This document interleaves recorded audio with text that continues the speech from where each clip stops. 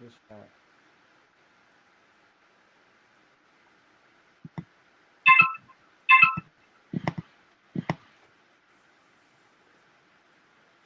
Ooh, excuse me. Make sure I get all this stuff set up straight.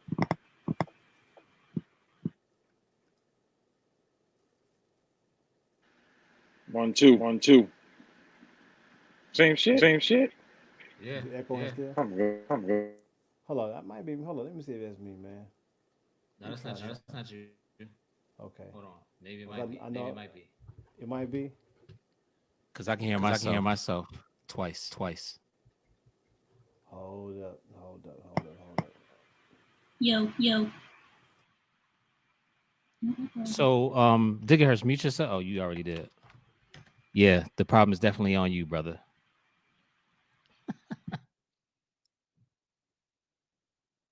BG, Yeah. you good? All right. How you feeling? Man, just thirsty is all I do. Just thirsty and still a little sore. Okay. Yeah, I was talking about this procedure is not gonna hurt because you already had the liver transplant, so the nerves are already damaged. Oh, It's not what happened. It's not what I experienced. okay. Hey, wild body. The problem was on Diggerhurst. Oh shit. Okay. Glad we figured it out, man. Cause I was like, man, this is crazy. Mr. Wallace, what's up? What's up, blood? West Side? My feet moving, my feet sea walking. Y'all just can't see it. West Milford? You had some of that Gary Payton. Who that? It's a strain of weed. Everybody keep posting about. Oh, rest in peace to Gail Sayers. Yeah, man. Rest in peace. I used to watch. Man. I used to watch Brian's song in high school. That was a must see. Yo, Sayers, Earl Campbell, like that was my. Yeah. I don't have no echo, do I? Oh, RTO, what's your mom? What's her first name? Anna.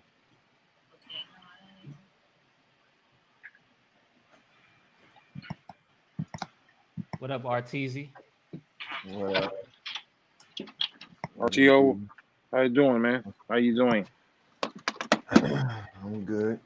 It's good to hear. I'm chilling. You know me. Mr. Wallace, I caught some of the podcasts you were on last night. How was that? How did I do? You did. It was really informative.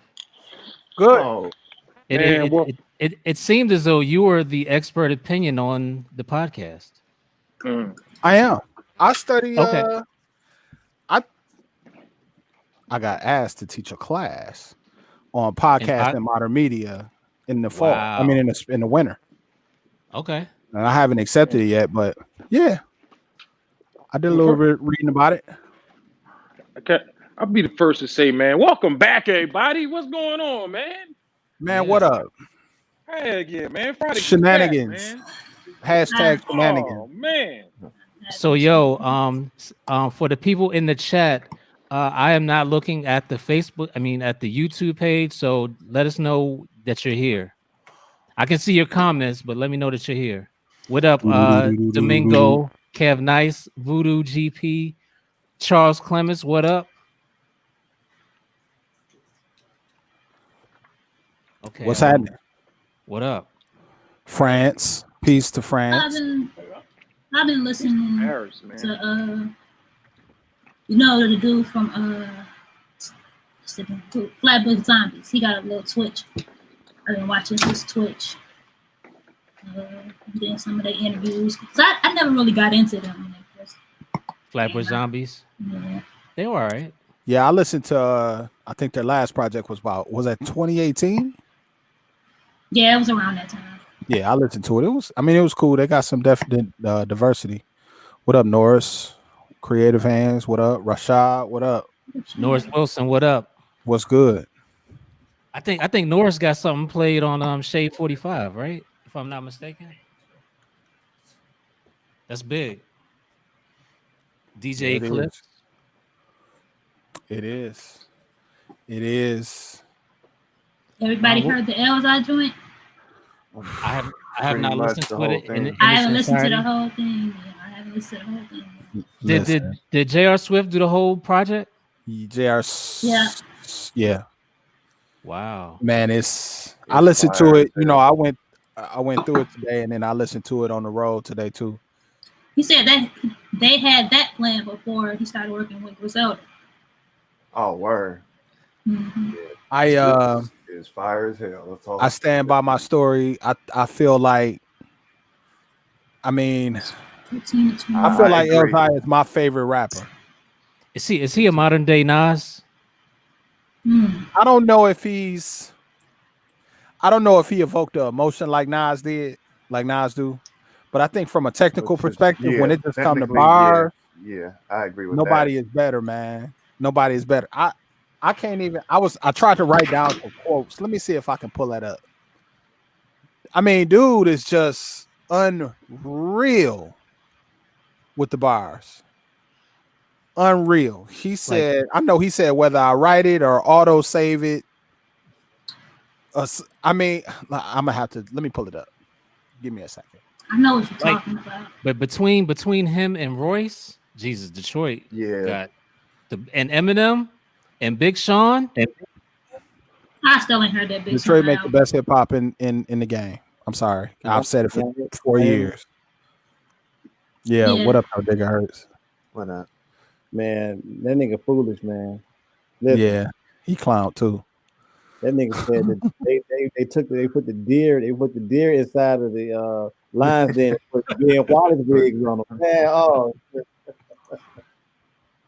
I think my audio still no, hold up. We back, baby. We back.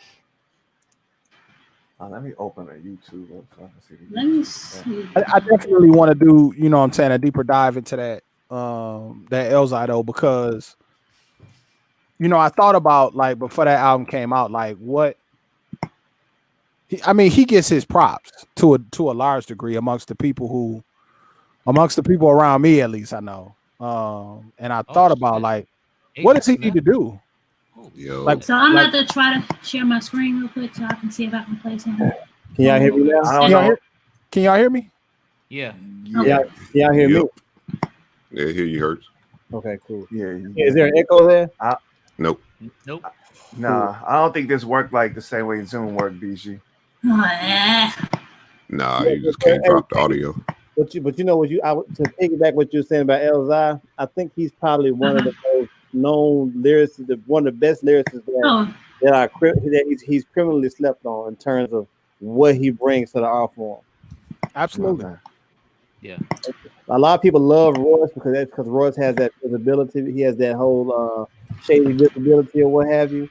But like, you know, these niggas did a song Motown 25 together. Like, man. Agent Smith, happy anniversary, brother. I know you had a wedding anniversary a couple days ago.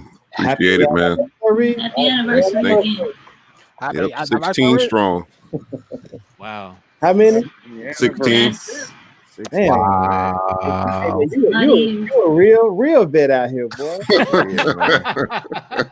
I tell you, I think in November mine will be it's be my 17th. So. Okay. And still in love. He got married when True Blood was still Damn. Man, yeah. Ours was still on. Hey, I've been together since the Matrix. Hey, the wire when I got married, nigga. Right. This nigga got married for the Nets and shit. Got married on the first episode of Oz. Hey, man. My wedding was a Chappelle Show theme. You know? Right. Oh, speaking of Chappelle Show theme, isn't Dilla's estate getting sued for the samples Yeah. Yeah. By Working on 10 cc. Mm-hmm. I want to see how that's going to shake up because that song is everywhere. Yeah, it was on the last special, right? Why am I Hell, remember about last the TV? And that's what got him flagged because of that. She must be feeling herself. Why is she playing like this old Huh? ass Motown shit? Got the TV up loud.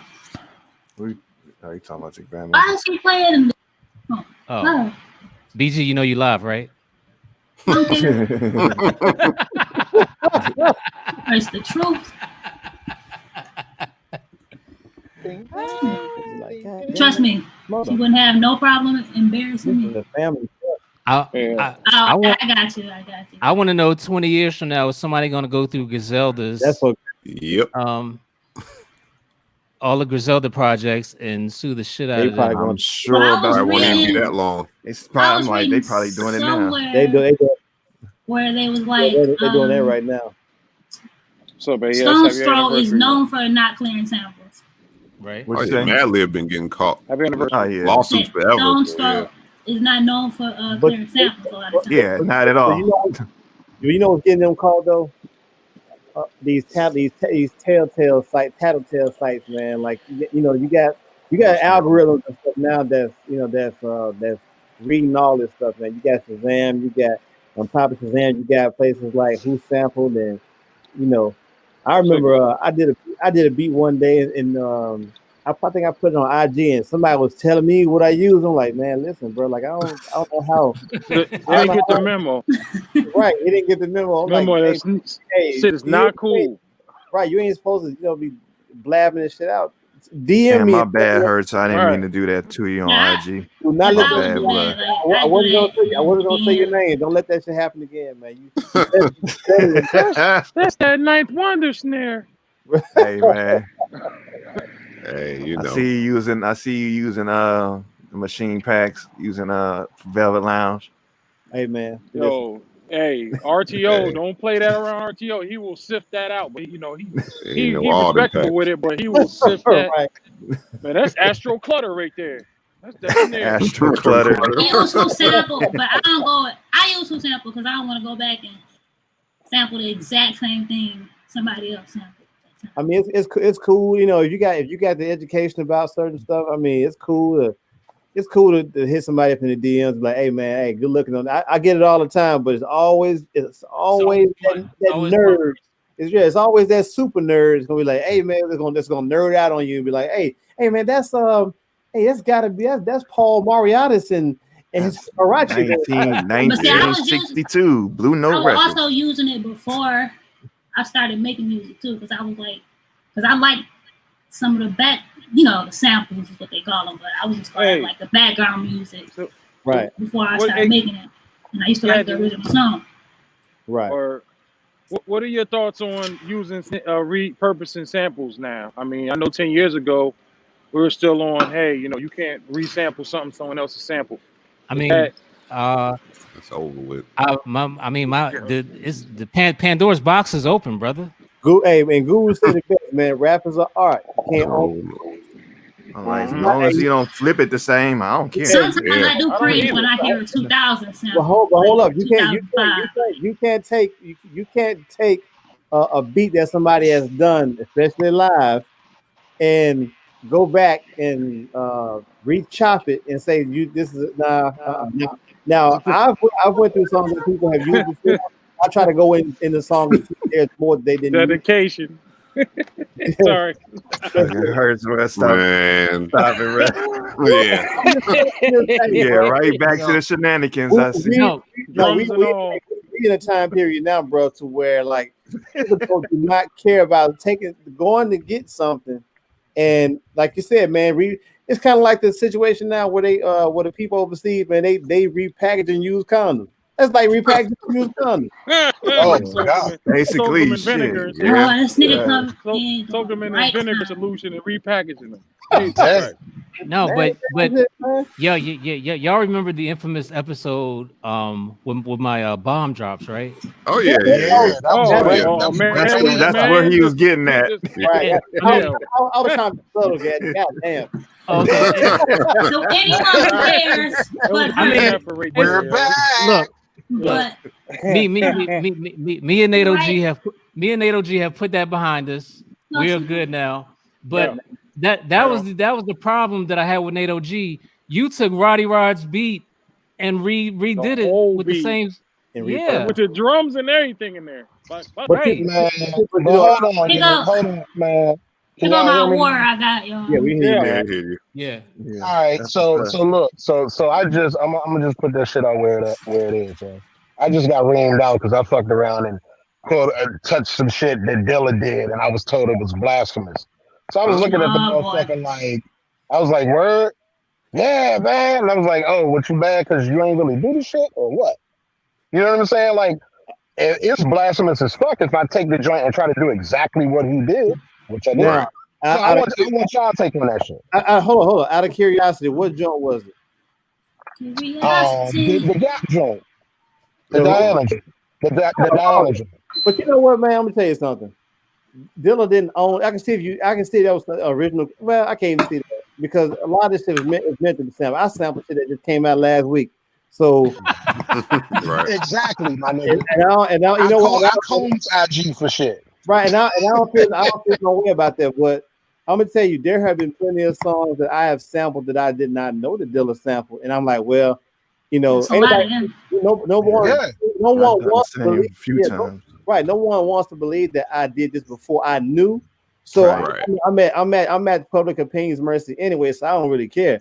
But if I go in and I you know, because a lot of times if you go listen to a lot of stuff that Dilla used, he don't use the entire song. It's so much stuff left within that song. So even if you use a part that's familiar to most people's ears, especially if that particular those particular sounds are within the whole song, you just can't help it, bro. Like, I mean, you know how many times that James Brown has been sampled the same damn song, song, all the grunts and all that. So niggas can miss me with that shit. I sampled. That's exactly what my vibe was. Like, all right, I'm good.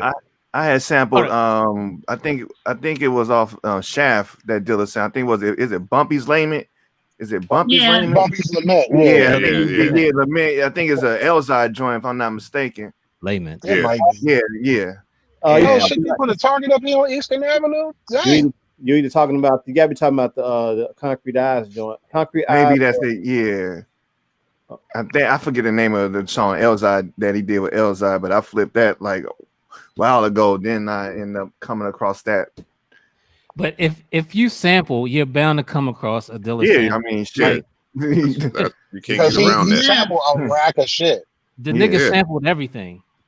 Yeah, exactly. If you couldn't tell what it was at the time. Yeah, but that's the crowd. I think I welcome. I mean, but honestly, I don't feel like you know. To me, if it sounds good and if it can be chopped, hey man, listen. As long as you flip it different, I have no qualms with it. Right? I just flipped the Brandy song the other day on the push. Just Billy Hines joint. No, not that. I'm about to say I heard you talk about that. Like, well, I had to rebuy that record because the one I bought had a crack in it that I didn't know. But some new stuff she just dropped. Probably what? Yeah, you talking about B7? Yeah, that shit go off the B7. I'm like, man, I'm chopping this. You know what I'm saying? I'm probably not gonna use it for anything. But like, you know, sometimes you have to try your hand and stuff, man, and kind of see what works. And, you know, that's the only way you get where you at for real. Right. So like, for me, that's the same way that people feel about you something that Dylan used. People should feel the same way about it. That's something that everybody knew. So at the end of the day, it really don't even matter because everybody discovers music in different ways. Like I might hear something. I might go in the record store and buy a record that I have no clue that Dilla used. And you know, me being a Dilla fan, I know most of the stuff that he sampled. But even if he sampled this one particular song, I can comb through the rest of this record. He probably didn't rape this record all the way through. But that's not going to stop me from, you know, experimenting with it and seeing what I can do with it as well. Because he did the same thing with Pete Rock. So whatever. So I sent Widebody the sample. I told him to sample Too Hot by Kool and the Gang. Yo, killed that shit. Man, the way he chopped this shit up, oh my god! You know what, man? That's why I like this. Did he have that part in there? No. Oh, word? Okay, I gotta hear that. Yo. Yeah, you hear Sunday talk that stuff. Right. Let's meet the panel. Hey, why body? Don't play that. I got somebody looking at it. Already. You hear why about over the vacuum on? Hey, you already know he's an employee. Oh, hey, for all those at home, why body he's an employee of Digital Hustle Film. Right. And wait till wait on my employee shirts, nigga. I have to wait on my shirts, man. I got 5 pants. Hello, he gonna get him a hello. My name is name tags. Right, there you go. The peel off version. You know what's funny? Because Gadget sent me that sample, RTO, and they'll tell you, I've been messing with that sample all week. I said, man, it just consumed me. I'm like, something got to be done here, and I just figured. Shout out to RX8. Oh my God. Yeah, can't beat it. Word. It's crazy. I mean, that is the RX8 is the game changer for producers. Yeah, I'm saying, right. And you know what's crazy? It's just like I use it differently than probably you guys do. Like, everyone has their way. Like, I take the sample and I'll render it 4 different ways. One with vocals, one with percussion. I'll separate all that and then I'll just add that in as you please. Sometimes you can't use a vocal, but I had a vocals on gate. Yo, I swear to you, I think Dilla used RX8 when he did this shit for De La Soul. De La Soul. I was just listening to that the other day. There is no way. There is no way he chopped that song up. No way. I'm gonna tell you that. Game stupid nice. I'm gonna tell you it's a phasing method that you could do with the phono jacks and stuff, man. That you can get that sound. It's doable because I used to do this with my headphones as a kid, man, with my Walkman. Well, I can halfway in, pause. Right. Oh my God. Right. Hey, hold on. Might call spillage. Right. Charles RX8 is a would you call it a plugin or is it standalone software? I think it's standalone. It's standalone software. It's standalone software. It's music isolation software. Yeah, you can extract. You can extract the vocals, the drums from a song. You can do all. You can take anything out of a song. The bass. Mm-hmm. Yeah, it's crazy. Vocals, drums. It's the game changer. Yeah. I need a consignment take. By the way, Gabby.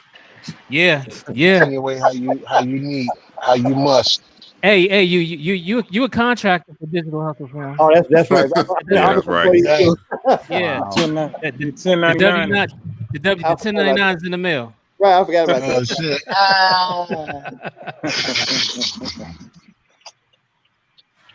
Hey, Wallace, how's Jay Rush? Oh, hold on, what's his name now? No, nigga. J Dub. He said he regret. He said he ruled today that he said what his name was.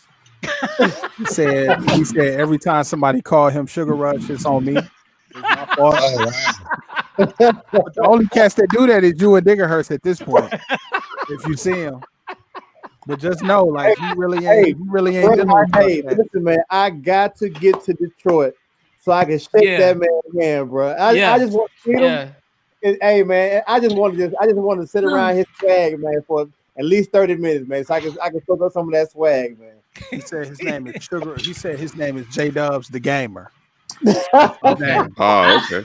I still flip this, but her trying to turn me off. Hey, do not release that. Lamont Dozier will be on your ass. Maybe it was. Yeah, he don't play. Lamont Dozier on the IV. He on the IV. He coming for those chips. Lamont Dozier don't care what label you on. He don't care if you indie. If you put out a sample, he is getting his cut. Him and Seal Johnson. If you got anything Seal Johnson, he don't care if it's 2 wood nipples. I know he don't care. His damn daughters. He don't care. I'm trying to tell you, bro. He sued Pete Rock them for that joint on the Watch the Throne joint. Wow.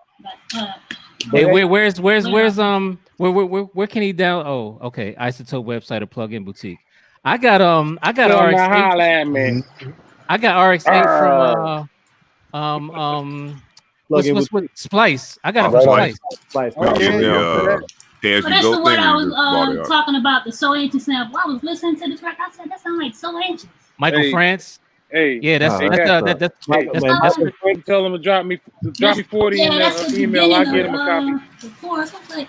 Michael Franks got some heat on the low though. He said he sound like Kermit the Frog, but he got some fire. He don't sound like Kermit the Frog. He sound like the teacher from not the teacher, the dude from no, what's the Family Guy? He had that real stuff. The pervert. Yeah. Oh, the old man. Yeah. Was it? Hold up, that wasn't Bill Conti, was it? Who was that? Yeah. John Locke. John Locke. Okay. Yeah. He got some fire. Oh yeah. I get all his shit. Yeah. I just started. If you see John Luke Ponte, that record right there. Hey, man, listen. Hey, I ain't gonna say nothing else. I'm giving away. BG, you want to shine, huh? You want to shine? Y'all know about this one? Wow, what is that? Wow, it looks familiar. He looks familiar. Yeah, niggas right there. Yeah, Town in Fifth Avenue. Fire. You already know it's on edigging.com. You already know. To go, E-Digging. I need a couple more people. ADST, what up? ADST, you wanna get on? Holla at me in holla at me in the DMs and Facebook DMs. I'll send you the link. Jeff Lober. Jeff Lorber. Yo, y'all sleeping on Doc Severinsen. I just got a record tonight. Doc Severinsen, he just be giving me records. Doc Severinsen got fire. You think just the Johnny Mathis.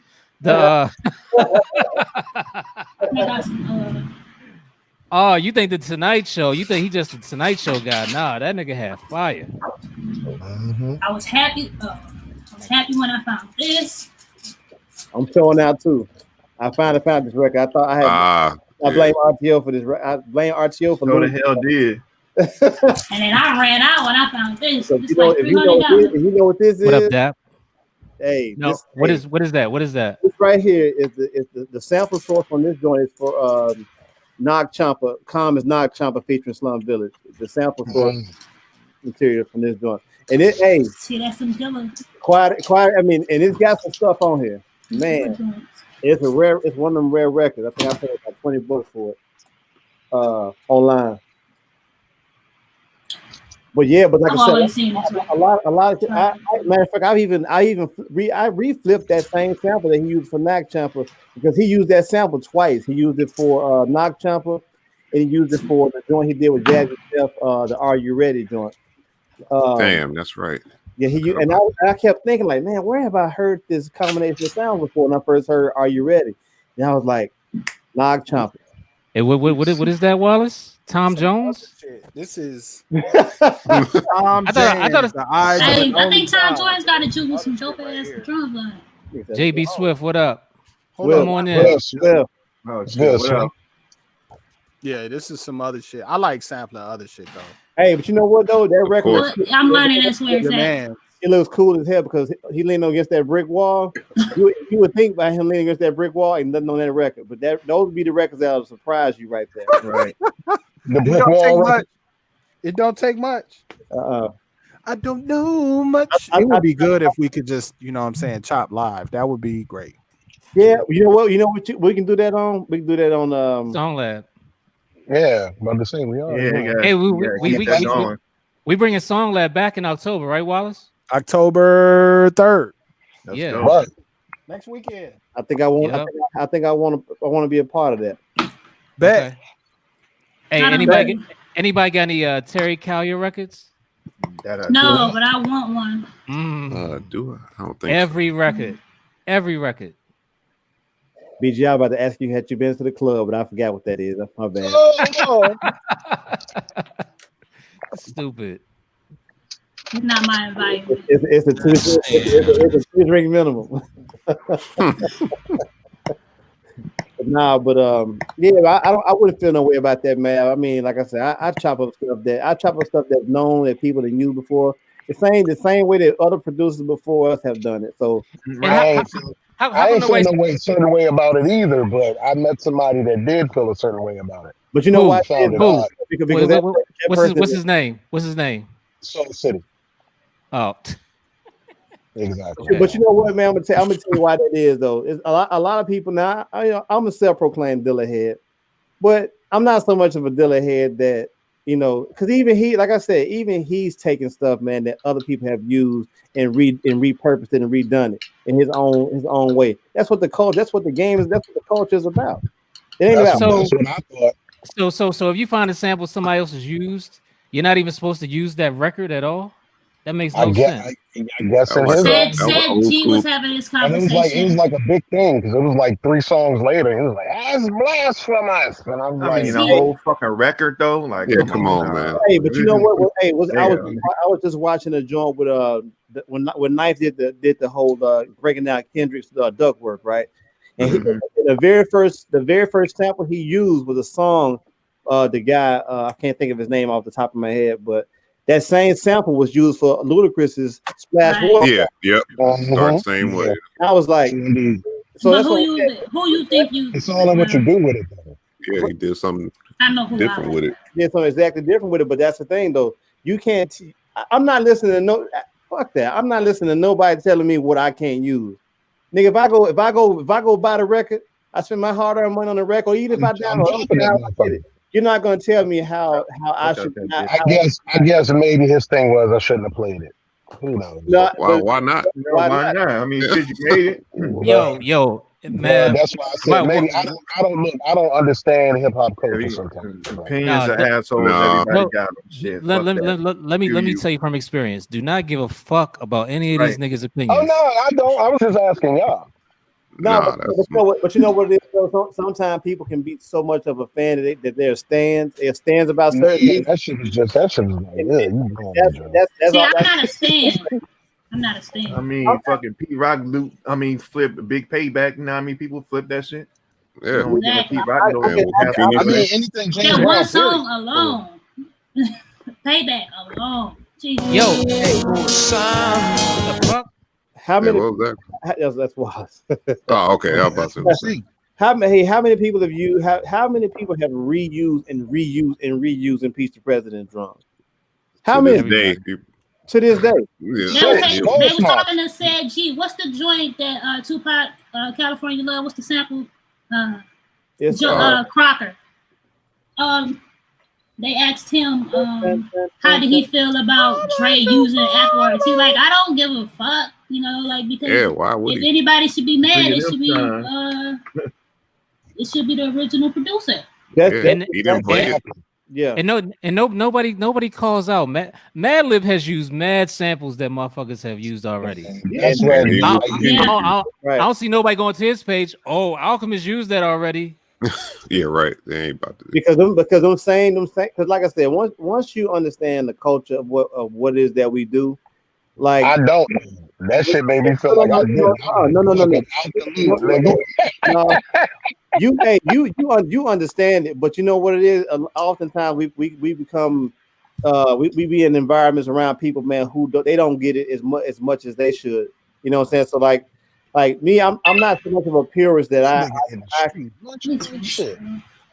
I'm not so much of a purist that I can't respect somebody going to take something that's already been done before. Because matter of fact, man, that same beat you talking about, I'd have flipped the same Diane in the auto win shit myself. So I think a lot of people have, bro. Yeah, a lot of people have tried. And I could go to a beat battle and tell a nigga, yo, I flipped that already. You can't. You can't use it no more. I mean, you gotta be famous to flip a sample and not use it. Yeah, man, that's right. I was kind of looking like, really? Like, is this a thing? But to keep it funky, like Dilla and Madlib both use the same song, the same shit. Yeah, that Chillin' and Pepsi joint. I was actually gonna be an asshat and play the rest of the joints I played was gonna be joints that I flipped like notable shit. You should have did that. I'm like, you should have. I can do it. You know what I'm saying? One thing I hate about fucking producer critics is they talk all that shit and they beats be ass. Like Man, nigga, No, it's good. It's beats fire though. boy, motherfucker, I Yeah, don't but you right care. though, Gadget. I don't care. But I mean, tell that shit to somebody else. I think people put limitations on shit just because it. I mean, making beats and sampling beats, the shit is actually infinite, dog.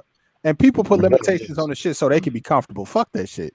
Right. I put it Man, like this: say that like shit Wide again. Body on 6 feet, Wide Body chopped that Everybody Loves the Sunshine in a way I had never heard nobody That ever shit is chop that. crazy. Now somebody had just used a sample. Just Hey, used. hey, I'll give you one. Absolutely. I'll give you one. I'll And give you one it's better than still- that. Me and Black Mav used the same sample material and made two different. 6 feet. Yes. Yes. On Yep. that tape. Yeah, Yes. on that Yeah, two the same song, the same song. two different interpretations of it. I actually played that tonight too. Yeah, And then you had Wide Body chop some from the early 90s. yeah. Mhm. That's not what I ain't never heard nobody sample that. Nobody has ever see. That's what I'm saying. For some reason, man, I don't know what's up with Gadget in his I'm mind. glad that nigga's an employee. He know. Yeah. You know Hey, the team you fucking with. hey, man. What's that with me, bro? That was Man, what's this show called, man? That shit. How? Man, what's this show called? What show? What's this Oh. show called? Copious amount. Copious. Copious amounts. Copious amounts. Yeah, son. I'm saying, man, why don't Gadget know the name of his show, man? Gadgets in that motherfucker. Copious amounts. Copious amounts. Right, you know. I love it. Yeah, that motherfucker like Jackie Gleason on that motherfucker. Hey, tell Cambridge he gotta do that every show. Every time, Yep, yo. every time. That shit was funny as hell. Man, listen. Oh, I like to fill out my chair the first 3 times. Hey, how you do it? Hey, you gotta do it, Hurts. He said, You gotta do it, oh, Hurts. man, look at the caramelization of this. Oh man, this is so beautiful. You know what, man? I'm not gonna say anymore. Yo, Gadget, what we call this show? Copious amount. You can hear him behind the camera. Hey man, he soft as a cotton mouse back there, man. Man, listen. Copious amounts. Like, I don't know if I should say it. It's like, fuck that copious amount. Hey, man. I was dying. But man, I'm telling you, y'all got Hey, hold on, real quick.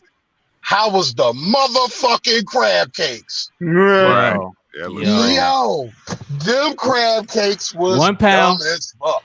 1 pound crab cakes with no filler, no bread whatsoever. Oh my man. god, yo. It was all crab meat. Hey man, listen. Hey, I Yo, got one special request if we ever make it back to the DMV for a retreat, bro. Copious What? amounts. Copious. Dirty old Yeah. man. Copious Copious Yeah, amounts. we all gonna be there. Listen, bro. Yeah. The joint he did with Alizé with the salmon, bro. Hey, I almost caught a flight. I'm like, man. My wife, I need him over here for the anniversary. Like, man, we need to go out there. Right. Get Hell a meal yeah. for it. He should just cater shit. Right, you know what I'm saying? Dog, I am answering all these questions on the Facebook page. Like, do we deliver? Like, Yo, Man, Hey, that might be a Yeah. whole new. Oh, man, listen. Start up copious eats. It's a revenue stream. copious eats. And Right. it's funny because Emerald said, what he say, bam or boom? This nigga Caber said, blow. That shit be funny as hell. Oh, hey, with the funniest joint that Wide Body would never let die is the joint with the cinnamon pizza joint. oh yeah. Oh yeah. You know this guy that I said he charged $8,000 He's first. way off his cracker, man. All that Mhm. Face about to bust off on the. Yeah, bro. I And went then you know all over. 8,000. Wife, Blow all over the pizza. wife was like, Man, just rub it on listen. it. You know what? She's right. Just rub it in. See, that's why we got the ladies right here. Gadget, what's this called? Copious. Copious amount. Yo, that joint me weak. But y'all got one with that one though, man. Like Yep. serious business, bro. Thank you, man. Appreciate it. Yeah. I want I want music from all you guys on it. Agent Smith sent me some shit. I'm with it. I'm getting. I got some elevated music for you. All I need to know is where to send it. Copious amounts TV@gmail.com. Copious amounts. Yeah. bro. Yep, all I caps. know you made a Gmail for it. Oh, of course. All caps, Hey. man, all caps. Yeah, Right. 100 Gmails. I don't know how he I don't know how to keep up with all of them. I'm having All a hard right. time keeping up with 3. Charles got a comment he got a question in the comments. I really admire all of you producers. Thank you, sir. As a new guy learning the game, what advice can you guys offer me, and what's the secret to chopping if there is one? There is no secret to chopping. No, you just got to do it. There's no secret to chopping. No. Got to be on it to win it. I would suggest watching some YouTube videos on chopping to get you started, though. Watch some The secret to chopping is repetition. Yeah, always keep stay a doing student, man. Pick up new stuff every time you can. Don't ever say I'm good. I can't learn anymore. So, because I learn shit every day from these cats. I think. You gotta be a student for life. I think with chopping, I think a lot of it is for myself. A lot of it is about feel and about how the chops will correlate into what I'm doing. Like, because when you're chopping, you're actually you're actually trying to put together bad jigsaw puzzle or whatever. You know, like now we said jigsaw puzzle, but you're trying to make stuff make sense musically. So yeah, you know, you don't want to have say for instance, you're chopping something with drum. You want to chop with the drum, so that way when you're playing your sequences back, it's not all time to the point where it doesn't make sense musically. If that makes sense, right. It's about a feel thing. It's about how the feel, and also another thing about chopping as well. When you're making your beat and you're chopping, make sure that when you're making that beat, make sure you got enough layers within the framework of the beat. That way, if you got to take that sample away completely, you still got a full song. Absolutely. Yeah. Also, I think it depends on what machine are you using to chop. That's real important to me. Good question. Machine is good. Using software, you might get Serato sample and call it a day. What you mean? Don't tell them lies, BG. Thank you. I was about to say. Excuse me. We gotta cancel. I was wondering when he was gonna show up. Right on time. Aren't you on machine? Machine is good. Yes, I am on MK3. machine. That's why I can say it's not good for chopping. Hey, speaking of Serato sample. what are y'all thoughts on the new the Machine Plus? I would love You guys suck Serato. to hear Jay Bishop's take on it. Oh, this is about to be funny. Let's go. Yeah, let's go. Time stamp. Because I ain't talked to him. I want to do not buy it. Why you say it? If you are interested in making hip hop production or any type of sample manipulation, the Machine platform is not for you. What would you suggest, Jay? Like for my man Charles Clement said he's on the MK3. What would be your advice for him in terms of having something that's secondary to help him try to achieve his goal? Because if he's on the Machine platform right now, I would say get Serato sample. As I just said, to supplement Machine. Serato sample is the sample engine that Machine wish it had. Man, everything else about Machine I like how I think Machine is the best that works with VSTs. Is the best they that got that works down. With any type of plugins or anything. Yeah, Machine is good for that. But as far as sample manipulation, there's a lot of things Machine does not do. Like you can chop good with it, but like you said, with the whole sampling, what you can do with the sample machine is very limited. I mean, the fact that you still in 2020 cannot import MP3s. You still can't do MP3s? No. What I would say though, I think Machine is a good starter kit for learning how to manipulate music, just in general. Because let me finish my point. Because I don't know what MPC comes with, but Machine, it has a lot of sounds that's inboard and everything. It's a good start. Like you can start there. But MPC, it does offer you a lot more ability to manipulate things. I used to would say that, but now that they got the free MPC Beats software, right, I would say start with that. Yeah. Because you don't even need an MPC to use. You don't even need an MPC to use that. You just use whatever. If you want to be sample based, start with an MPC. If you don't want to be sample based, you might as well just get a workstation. better off with a workstation for more functionality. Or just machine. Getting something on the pads. Yeah, Ableton or Reason. Ableton, yeah. But as far as that Reason, new, hey, I'm an advocate for Reason. As far as the standalone machine plus, it's not made for us. It's made for EDM dudes. No, I'm not buying it. I'm gonna get an MK3. Yeah, it's not. Nah. You might get MPC one. And then get an Ableton. It is made for. It's great for me to make original type of music. Electronic music producers. It is not. It's not made for us. It's not made for hip hop dudes at all. It's not even really made for R&B dudes that much. I don't really see the benefit. Unless a certain road sounds and shit. Like if you already have machine, I don't see the benefit of getting the standalone version. Yeah, that's another thing. I don't see the point of having that thing as standalone. Mm-hmm. If you already got machine, I mean, it's not battery operated, so you can't you got to have a plug to use it. Yeah. Mm-hmm. Because I mean, there's no difference between that and using the regular MK3. Right. Yeah. There's nothing added to the software in that could do more than what you could do in the machine software, and it still has all the limitations of the machine software. For 1400, no way.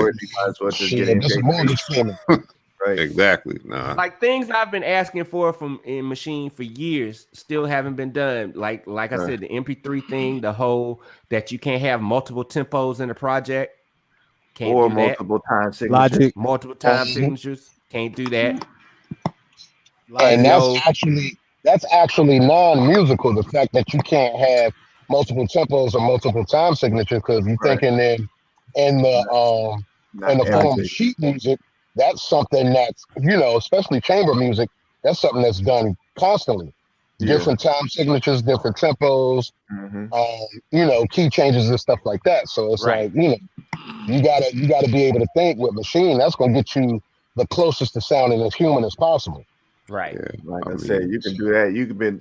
I was able to change that in like old MPC, like 1000. I can do that on my old ASR. I could do that. I think I'm gonna actually end up getting Ableton too. You can make beats on Ableton with just keyboard, right? Yeah, but you know what, man? Like the rock cocaine flow beat, you can't do that in machine. Hell no. No. He was just saying, but you cannot do that on. You said rock cocaine flow? You cannot do that on the machine. You cannot do that beat in machine. You can't make that beat in machine. I can do it in Logic. Yeah, Logic. Yeah. You can do that on pretty much any DAW, but in the hospital somewhere and want to make a beat, I can just get a little. Hey, Charles Clemens, he's heard Ninth do some beats on MK3.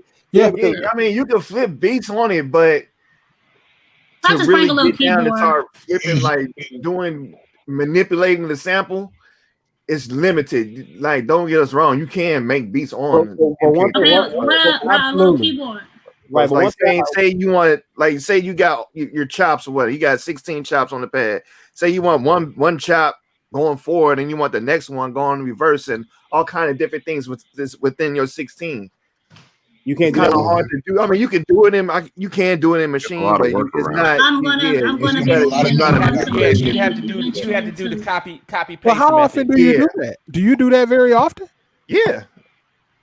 I have samples. One chop is straight, one is a loop that goes forward and then backwards. Shit, yeah. I mean, one of the main knocks is there's no real time stretching.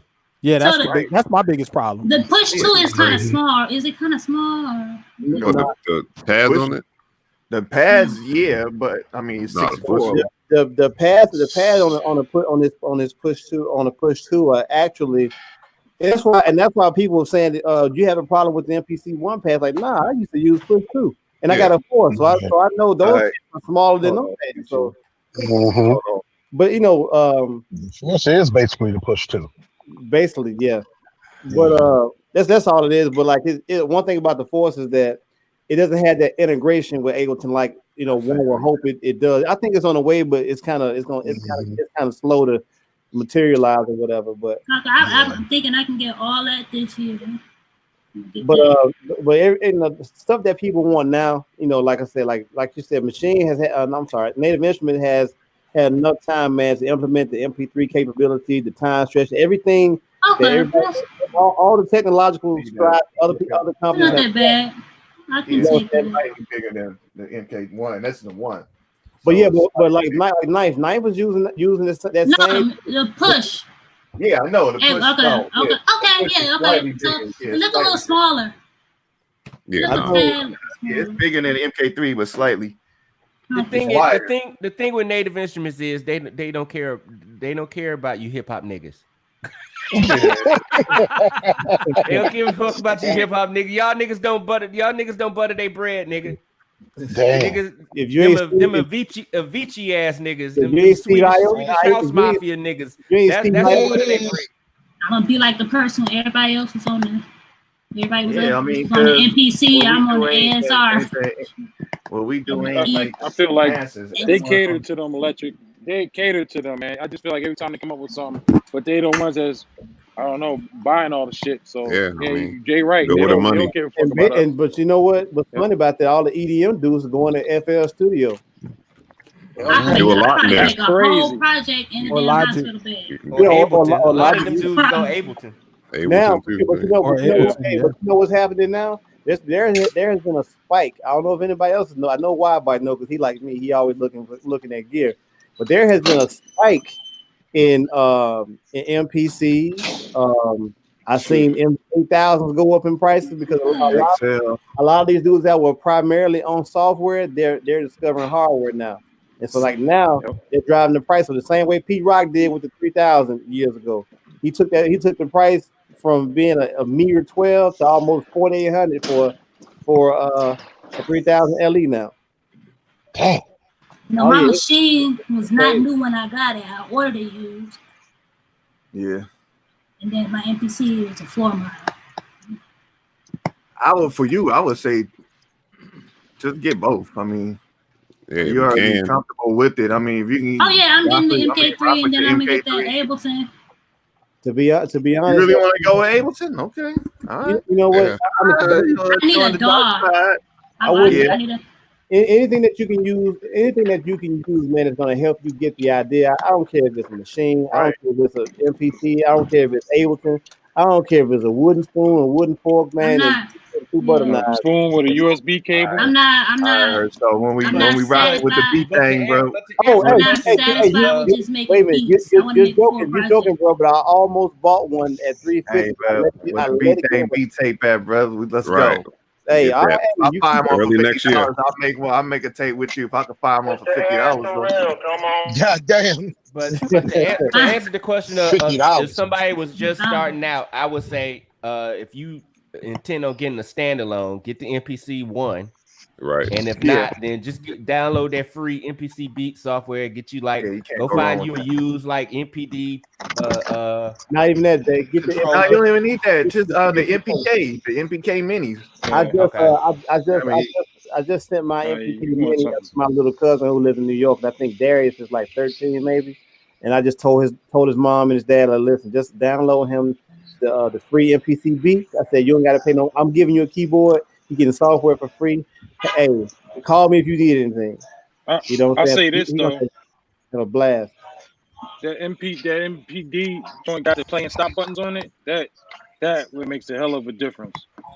Like starting and stopping and stuff.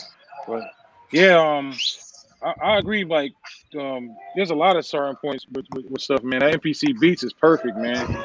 Can't go wrong with that. I mean, it's free. You can pretty much do everything you can on a regular.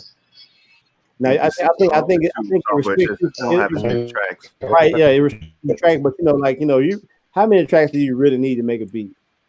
Not many at all. I mean, you don't really need too many. If you got eight, you good. Hold on. Are we talking CX the producer type track? Hey, hold on. We're not talking about him because he don't even use what we use no more. So they don't even switch over to iPad gang. Yeah, whole different make it free. Right. But but you only need about a good 8 tracks, maybe. You know what I'm saying? If you're gonna if you come out just make you need about 8 tracks or whatever. Now, if you're gonna take it further than that in terms of more variety, you might need another additional. So if you're saying they only give you 16 in MPC beats, that's all you need. I think I think it's 8. I thought it was 8. It's 8. It's 8. Okay. But it's still that's still cool. Yeah, still enough. I mean, if you really want to go more than that, because can you bounce? Get a doll. Yeah, you can bounce. You can bounce. Yeah, you can bounce this out. Yeah, get Reaper. You straight. 8 MIDI tracks and 2 audio tracks. Yeah, that's all you need. Get basically 10 if you want to bounce 2 MIDI tracks. Right there you go. Yeah, all free. MPC beats. Get Reaper. Shout out to Kai, man. And then you got all the tracks. And it takes plugins. You can use any plugin in it. Yeah. That's what's up. Yeah. So like I said, I referred to my cousin because her son he was interested in making. They were down here for family reunion. And he found that I made beats. He was so interested. I was like, man, and my cousin like I want to get him a drum machine, man, but them shit they cost too much. I said, man, listen, give me your address. I'll send you something. And give him that. Pass that on to him because I wasn't using it really. Pass that on to him and just told him to download the MPC beats. I said he's learning. He just cutting his teeth. If he need more than that, you know what I'm saying? He can y'all can upgrade him, but he don't need all that right now. He just learning how to do his thing right now, so he good. I mean, I don't know. I'm not sure what Native Instruments was thinking at $14.99. That shit should have been $7.99. That shit should have been $10.99, $12 at the most. Yeah. Well, I think it is. They're inflating it for right now. They're probably gonna drop it to that like for Christmas or whatnot. Well, what is it competing with? What is it? What is supposed to be its nemesis? It's priced like it's competing with the X, and it's not competing with the X. But that's what it ain't doing. So right, its true competition is a 1. But right. Because matter of fact, to be honest with you, it ain't competing with the 1. Right.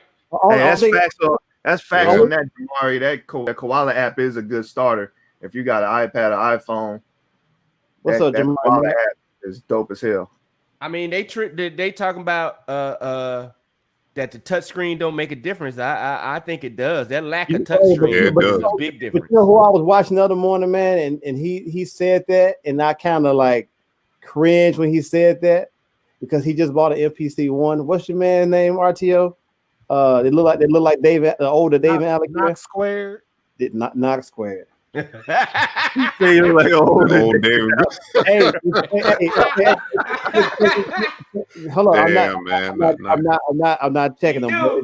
Right. He does. But if you ever watch this Queen Sugar, he was. I just saw that. Saw that. You know what I'm saying? So he looks like David Allegria. He got his beard grown out. I said, man, how his head, man, dude, he could be a fucking David Allegria doppelganger, man. Yeah. Well, hey, man, he's in the Native Instruments pocket, so I can't really trust what he said. Yeah.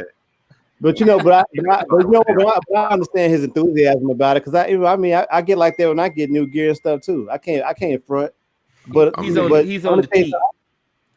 Right, but I'm gonna tell you what's crazy. I was on a push the other day, and I was like, I found myself taking my fingers trying to pinch the screen. I was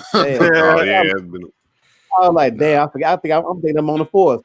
Because you get used to that. You get used to touching that screen, man. That screen is you're able to use that screen with your fingers and stuff. When you go to anything else that doesn't have that, you do like, damn, I'm used to using this too long.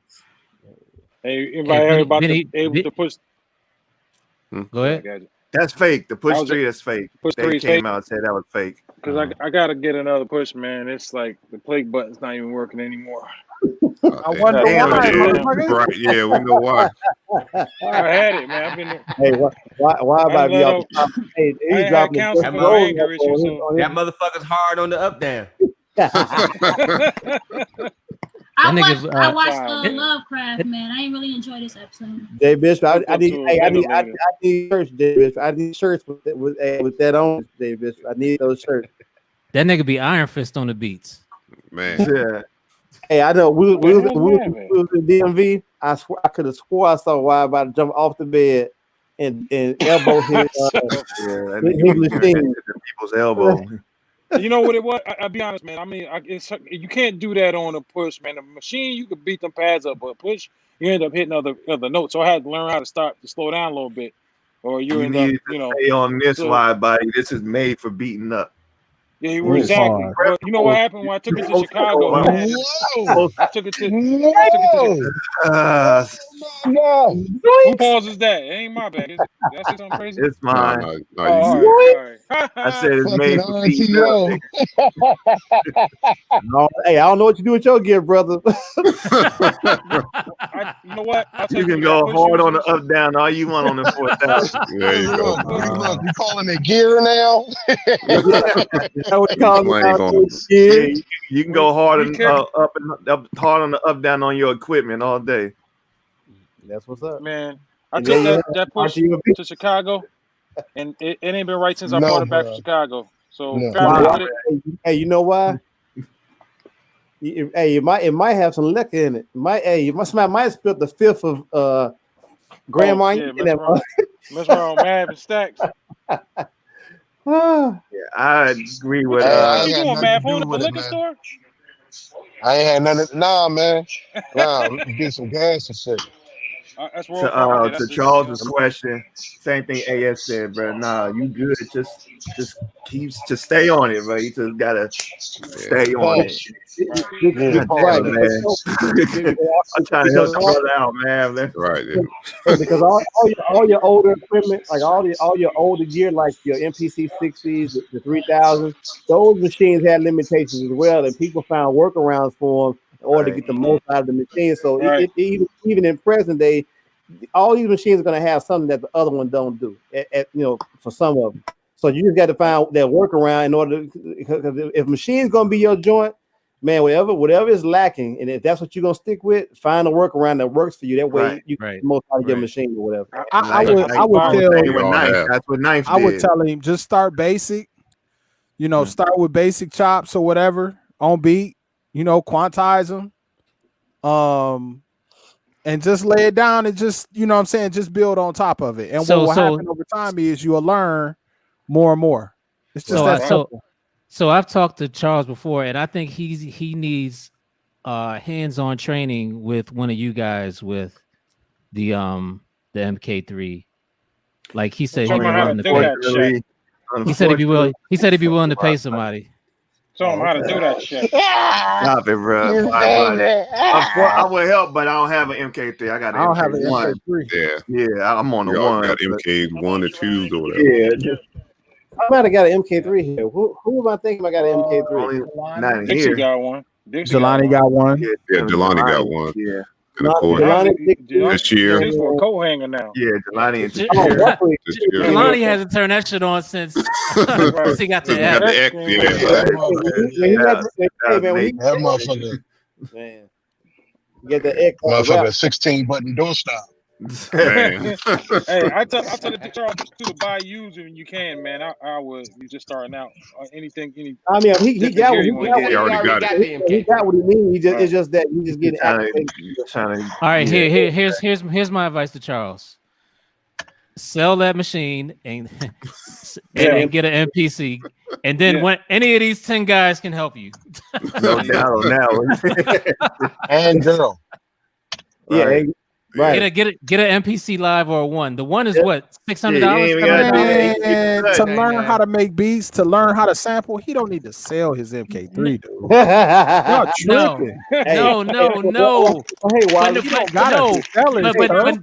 But nobody. You can use the MK3 with the free MPC beat software. I'm saying you can. Yeah, but he can get there a lot faster if he buys the MPC. No, he can't. He can.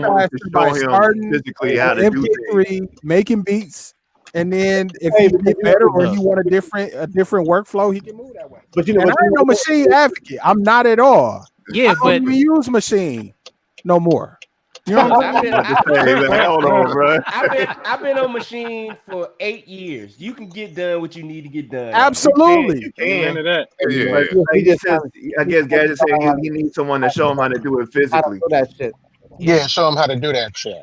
That's what he don't need. You got to go to YouTube University. Yeah. Yeah. But see, that's what I'm thinking. I don't know if he's one who could see a watch like, videos, or he needs someone to show him hands on. He might need a one-on-one consultation. Now, I will say that you can use the MK3 as a controller with the MPC software, but like, why would you use a 4-key in a Ferrari? Like, y'all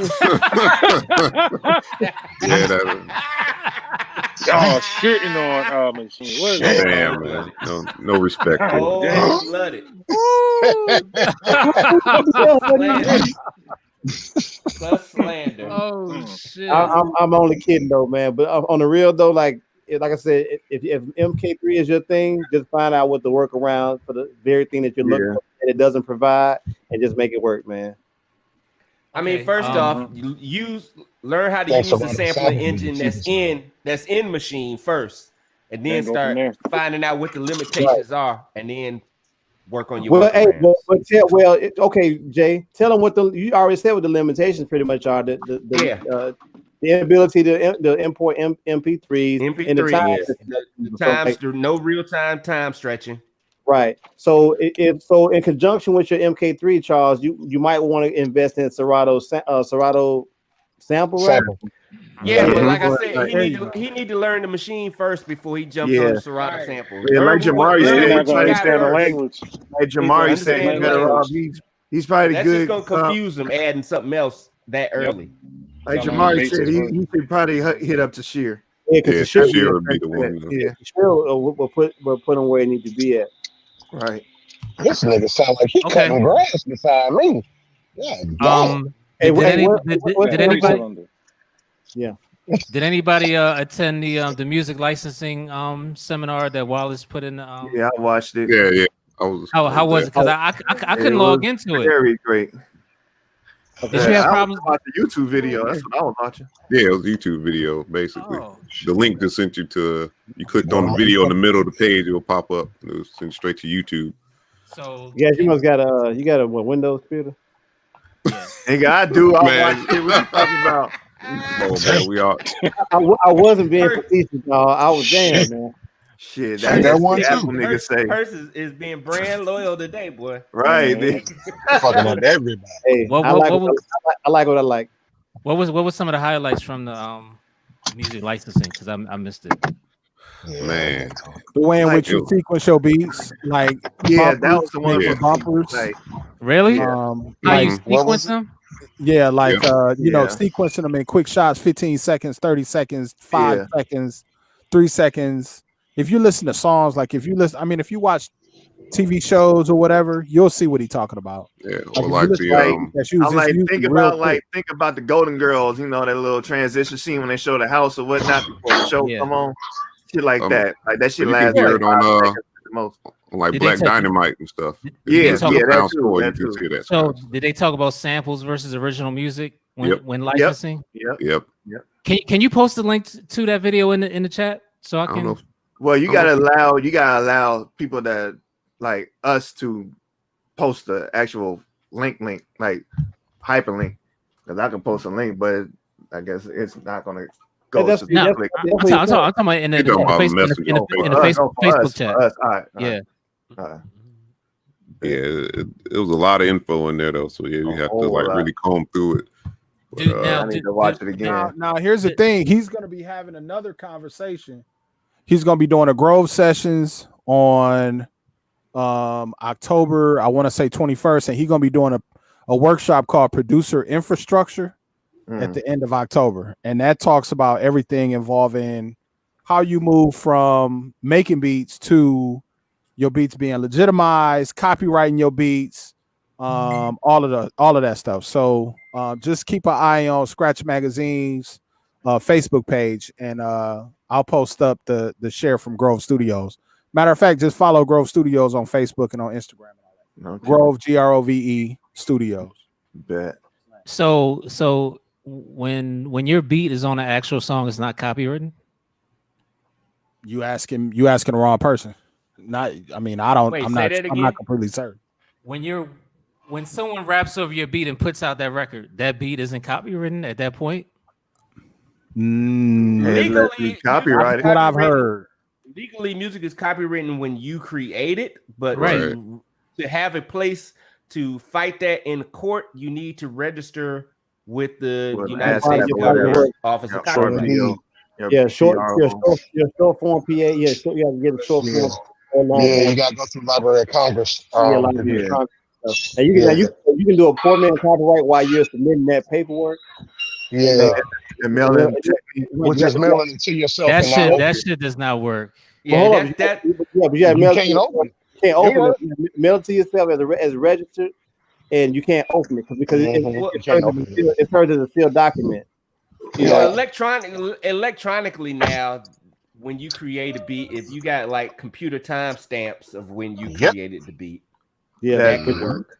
Which all of us should have, especially with machine and like I know. Matter of fact, FL Studio. I used to do it on my FL Studio all the time back in the early days. And a lot of times I will create a beat and I upload it a safety copy to like Google Drive and that'll timestamp it. Right. Or just when you name it, it'll timestamp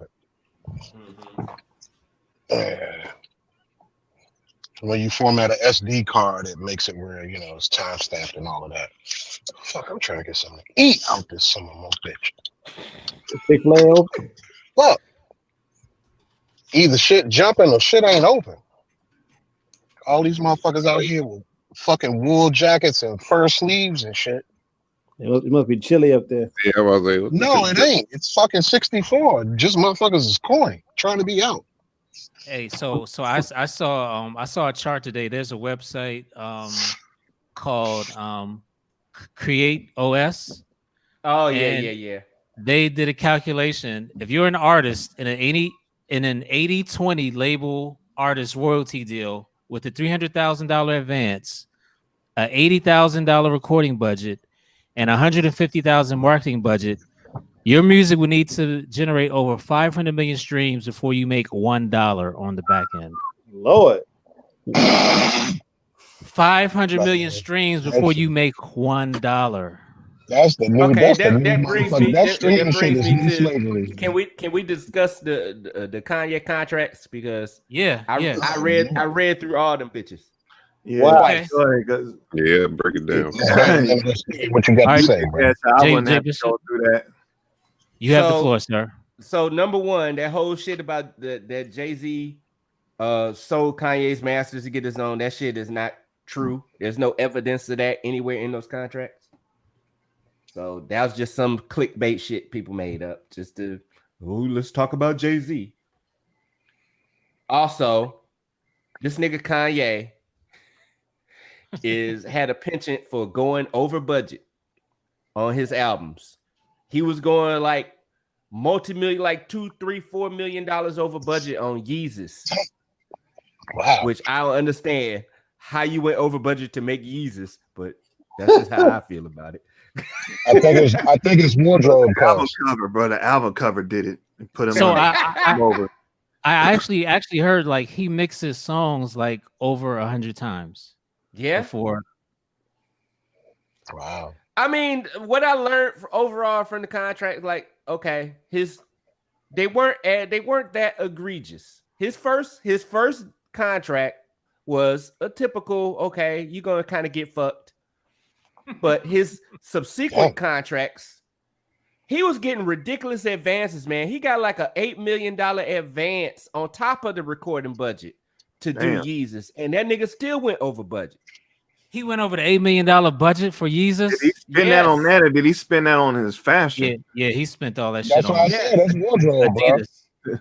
That's wardrobe like shit. No, it's not. He's out here crying that he's getting. And another thing is, he will get his masters back on certain albums. On his 6th and 7th album, he'll get the masters back after 20 years of past the release of the 7th album. So what's that? I think that's Pablo.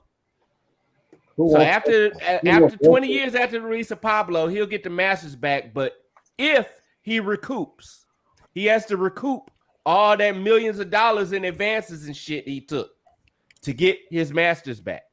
But he can pay that shit though out of his own pocket. He can pay that.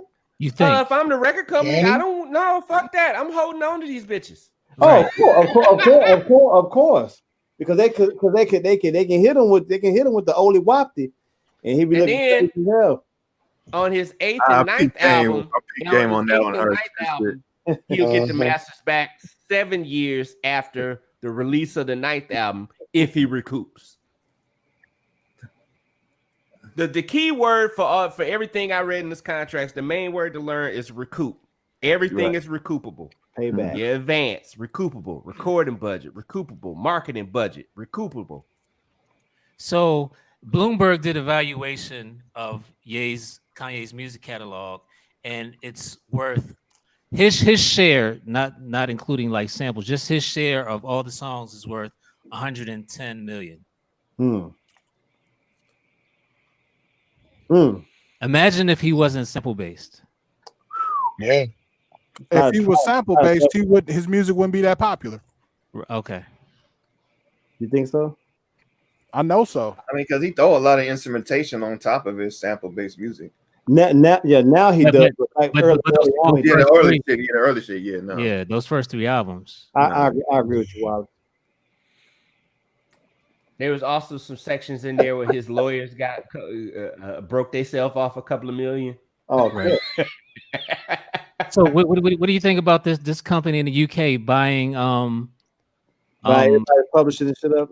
Everybody's publishing. Man, they own something. I don't know what it is, but they own. I think it could be worth something, but only if they're playing a long game that has I can't see the end game of yet, but they are playing a long game. Imagine Dragons sold for 100 million. Who? Imagine Dragon. Yeah. Wow. Oh shit. 100 million, but it's 6 niggas in the group, so. Man, whoever got Montel Jordan's catalog, man, they finna. I think I think RZA sold he sold part of his portion of his he got a boy. I know RZA, Rodney Jerkins sold. I know No ID. Sold. No ID. But so one of them dudes, they got a board seat on one of those Rodney Jerkins, right? Mm-hmm. Now that was smart. Yeah, that was smart on his part because man. Yeah, you can have it, but give me a seat on the board because I'm gonna make that money back. No doubt. But I'm like you, Bishop. Like I want to know what the end game is. Like, do they think we gonna hear Imagine Dragon in every fucking commercial? Do not be surprised, Gadget. Hey, if you just remember that when Michael Jackson bought that Beatles catalog, next thing you know, you heard Revolution and a bunch of Come Nike together. Yeah. It was Nike commercials all filled with Beatles music. That's why they had the never mind. And McCartney was hurt. So did Black Sheep sell theirs for the Hyundai joints? Hey, Watts, I'm gonna need you to express me on me 2 of them wings, man. I was a goaltender. You stopped by the pizza spot, huh? Yesterday, dog. Yesterday. And I saw it earlier and was like, dang, I could say that for the night after I come back. Right. So if you guys were in that position, would you take the money or play the? I would have to be on the brink of homelessness, probably. Right. Really? Yeah, because if you're willing to pay me that much for my catalog, that means it's worth more than that. Way more than that. Yeah. Yeah, but maybe it's something that they can only do with, not you yourself. Hey, but you know what? They can pay me to license it out, and then we'll divvy it up then. Because if you're gonna give me, let's say, 21 million for my catalog, if it's worth 21 million. That means, man, I can probably if I do my due diligence, I can probably get double that or the same amount. But like you said, though, man, I've never understood people selling their publishing, like unless they're in just dire straits or they're in tax trouble or some shit like that. But if you're still doing good financially and you selling off, it's like to me it's almost like, man, I don't want to do nothing else, no more music for the rest of my life. I don't even want to get paid for it. But here's the thing: a lot of people don't get publishing checks. Like a lot of shit, 90% of artists' music isn't in commercials, or movies. Shout out to MC Shan, man. Shan living off that Informer shit. He said he don't work. That's all he living off of. Informer, how many movies has Informer been in? I've heard it once. He said he ain't worked for 20 years. Damn. I just seen that nigga's living room. He had an extension cord hanging from a curtain behind him. I'm not sure. Hey, wow. Check it out. He's really frugal though, yo. He got boats and cars and all kind of shit. MC Shan ain't got no fucking boats. Yes, he does. Have you seen his IG lives? He's got a boat. He got an RV. He's got a party bus. I'm telling you, man. I watch it all the time. He's frugal, man. He be getting deals and stuff. He's real proud of that too. Well, he's frugal as hell with the extension cords hanging in the background. Yo, he ghetto as hell, man. Shan is a you know what? He a nigga. Yeah. I know it's gonna sound funny, but who we all should aspire to be is Sir Mix-a-Lot. Yeah. Oh yeah. I don't think Sir Mix-a-Lot didn't put out a record since Put Him on the Glass. He has right. He has it, but he still gets. Don't have to. Right. Yeah. Yep. Man, listen, bro. I would if Posse on Broadway came on right now, man. I had to mute this call and zone out. Hey, and the same goes for Return of the Mac. If that shit come on, I'm wilding. I'm straight. Hey, man, like motherfucker. I'm just saying, motherfucking Shrek was on TV the other day, and the donkey was singing "Baby Got Back," and I was like, this nigga just cashing checks. But you know what I've been peeping out. Like the other day, they was playing Nas's shit on the NBA shit. I said, man, he getting more check. They was playing that. They was playing somebody else's joint yesterday. I was like, man, this album just came out. They playing everything off of this joint almost. Yo, which is a good thing. It's a good problem to have. Hey, look, when you have black music supervisors, it's always a win. It's always a win. I know what it was. It was a Kevin Durant. Kevin Durant has a commercial where he's playing. What was it? I was just talking about the other night. Black Moon. He played a Black Moon joint. I don't know if it was I Got You Open remix. I think it was I Got You. Oh, it was I Got You Open original mix. Okay. What's the commercial that uses Just to Get a Rep? Damn. All of them. I think that's a Nissan commercial, ain't it? That's Nissan. Yeah. I know it's a car commercial. Yeah. All the years I watched that video, I know the dude slipped in the background, so I think Digger heard it. Right, yeah, I never. Bro, I'm telling you something, man. I cannot watch that video now without looking for that. You know what? If I ever meet Buckshot, if I ever meet Starain, Rock, any one of them, I gotta find out who that person was, and I just pray to God it ain't who I think it was. That nigga was like. Yep.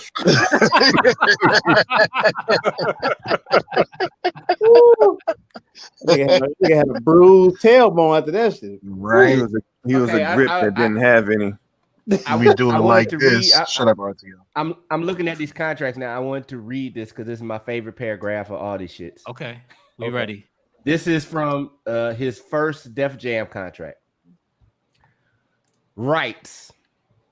All master recordings recorded during the term which embodied the performances of the artist from the inception of the recording thereof, all artwork created for use on or in conjunction with phonograph records or other derivatives as such master recordings, including, without limitation, for use in advertising and artist websites, and including, without limitation, mobile materials, shall be deemed works made for hire for Rockefeller.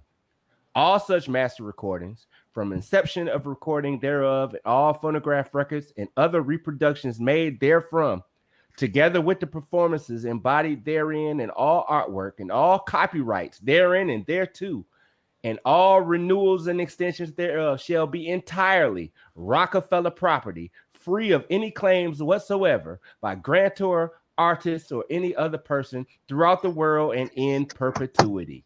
That's a three. That motherfucker got married. Yeah, that's like a 360 deal. Goddamn 720. Man, that's a 720, bro. Man, on your ass. Good day, sir. Man. And this was his initial. This was his initial deal for the first album, College Dropout, with 5 other options. So his first 6 albums was on this deal. Man, where was this nigga money at, man? They was down to the balls in his ass on that. God damn. Whoa. What?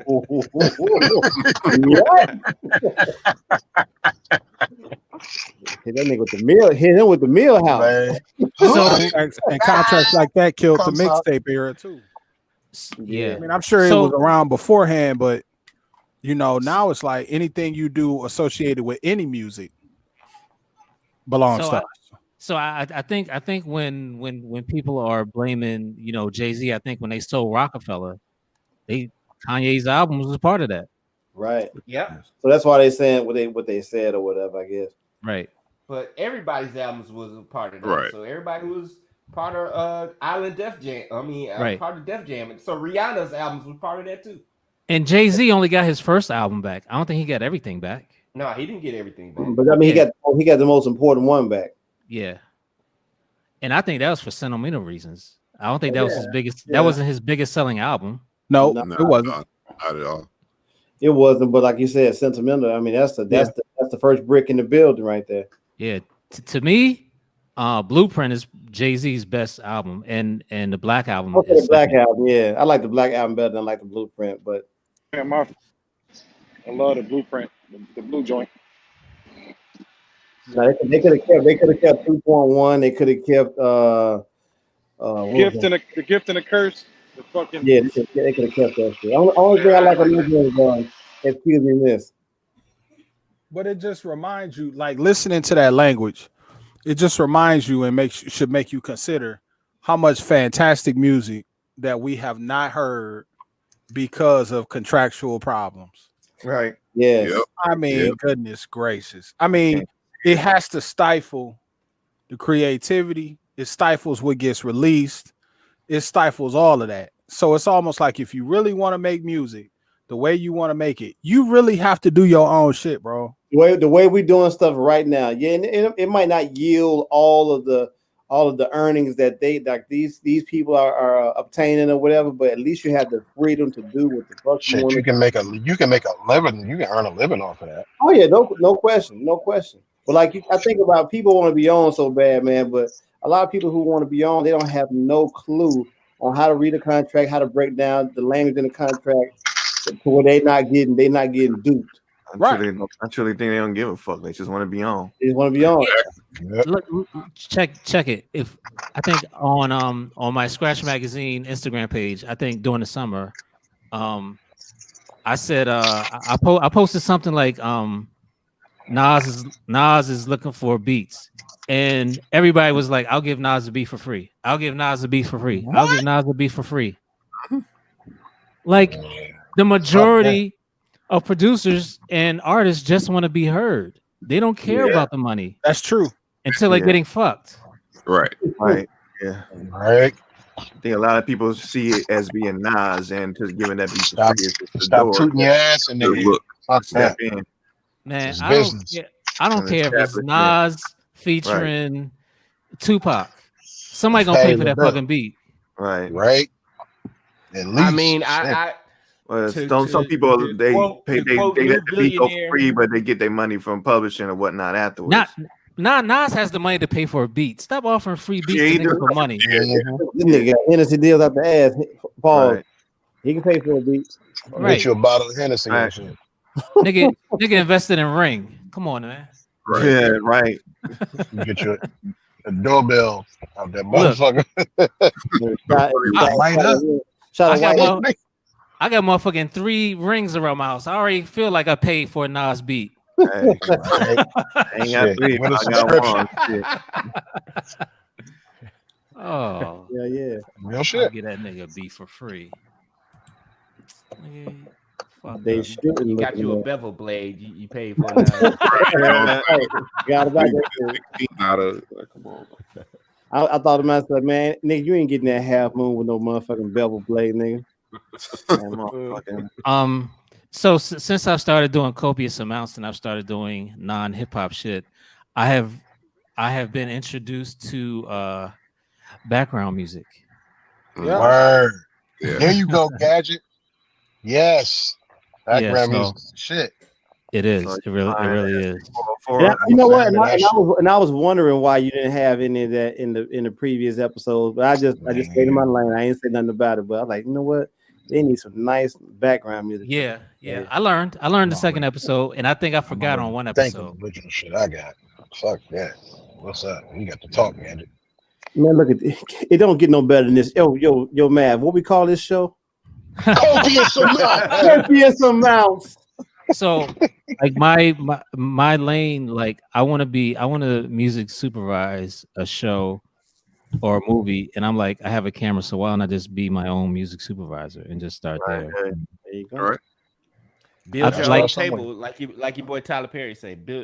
Don't get invited to the table. Build your own table. I saw ADST post something today saying, "Be your own ecosystem." Mm-hmm. Yep. Right. Ain't nobody gonna come give you shit. They got to see you actually putting forth the effort first. That's how it always works. Right. Exactly. It's true. So that's what I'm doing. I'm creating my own ecosystem. I'm helping my brothers out. You know, I did copious amounts. I'm working on a documentary. Yeah, so I agree. Copious amounts. The lit review with Rod Wallace. All that. You know, I did that score. I did that Formula 734. Now I'm working on a score for it. Yeah, creating your own ecosystem is important. I mean, basically, it all boils down to: do you want to be a star, or do you want to be an artist? Because an artist is in control of his shit. A star is relying on the company. Mm-hmm. And relying on the work of others versus like-minded folks getting together and coming together for one cause and making it happen. But the thing is, the work of others is not don't come cheap. Mm-hmm. Yeah, and that's why you say, and that's why you get in that paragraph I just read you. You got to give some shit away. And like you know, I don't even think of sending beats out to artists like without knowing them. Like back in the day, you just email beats off to somebody. Right. I haven't done that shit in years. Shit, back in the day, I haven't done it. They still do it. If I wasn't meeting your ass face to face, you wasn't getting no beats. Fuck that. And I was sending like 30. I was sending like 30, 35, 45 seconds of a snippet that was low grade as hell. Right. Like fucking 2-bit. But I think with the even before, but now with the rise of Griselda, people are seeing the producer artist albums. Coming back. Mm-hmm. Like just get one artist, do 6 songs with that artist and put it out. Like you don't have to land a fucking Jay-Z beat. I think Illmatic started a lot of that. Because you think about Illmatic and it had like an array of producers on that joint. Because most of your albums back then, the DJ in the artist, for better term, they had a hand in all the music that was being contributed for their projects. It was with Nas, because I think Nas was like one of the first MCs, one of the first ones that didn't even have a DJ. Like he was just there. So but most everybody else had a DJ or something like that. Like Rakim had a DJ. Shit, Kane had a DJ. KRS had a DJ. Everybody you think about that's like a top tier MC. LL had a DJ. He had somebody behind the music or whatever. So. But just getting back to that, that's what I think that Ninth was trying to do so much. He was trying to do with Little Brother for a long time, and once everybody else caught wind of that, hey man, look, we'll take a beat from anybody. Like that kind of got killed their whole little vibe or whatever. I got a question. So how do y'all think? Do y'all think that the way hip hop production is now is the fault of SoundClick? Because SoundClick was the first, the OG Beat Stars. It was the OG. It was the OG SoundCloud. 12 beats for $1. Yeah. You know what? I won't say that because a lot of people wasn't hip to SoundClick like that. You know, I'll say I would blame that more on SoundCloud than I would SoundClick for the influx of all this that's going on. Because you know, SoundClick it was just an outlet for you to be heard. It's just like MySpace. But MySpace only lets you put up so many tracks or whatever. But when they came up with a way you can put more than one track on your page, man, I would load my shit up with beats, right? Just so I can get them out there, so I can get them heard and garner some kind of interest or whatever. But I don't think SoundClick made it worse. I think places like SoundCloud and like you said, the BeatStars, and it's one more, man, that Rockwilder used to do way back then. I can't think of the name of that shit. Damn. Rock Battle. Rock Battle, yeah. Rock Battle. Yeah. Stuff like that. Ooh, that kind of exploit cats and shit, man. Like I ain't with nothing that's gonna exploit me. So I don't know if this is true or not. How many of you guys use BeatStars right now? Not me. So I was told that there was a fight with, you know, if you make in-purchase apps, like if you buy a beat from BeatStars from like an iPhone, Apple gets 30% of that. Wow. Yeah, that's true. Yeah. That's every app. That's every app that's on the Apple. Hold on. They're having a fight with the Fortnite people now. Yeah. So if I buy a beat for $100, the producer is going to get 70, and BeatStars is going to get their 20% or whatever they charge.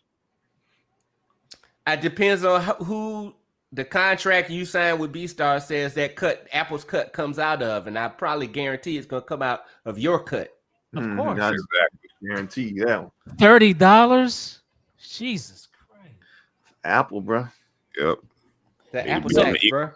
But it goes back to like, man, like taking pride and ownership. Like the guy who I showed y'all that day, it was selling how many beats for how many dollars or whatever.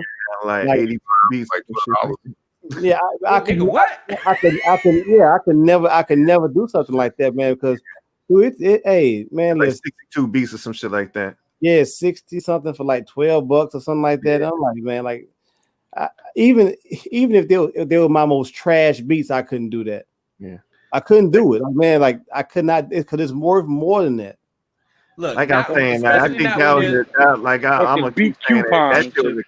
That shit was a click funnel, bro. Like that's the only time I see cats doing shit like that is with the click funnel. Yeah, click funnel. Early bird special. I hate that shit. Right, but it happens more time. It happens more time than not. I see people. Yeah, because that's the game. Niggas be on the click funnel game right now. That's how they get they. Now explain that.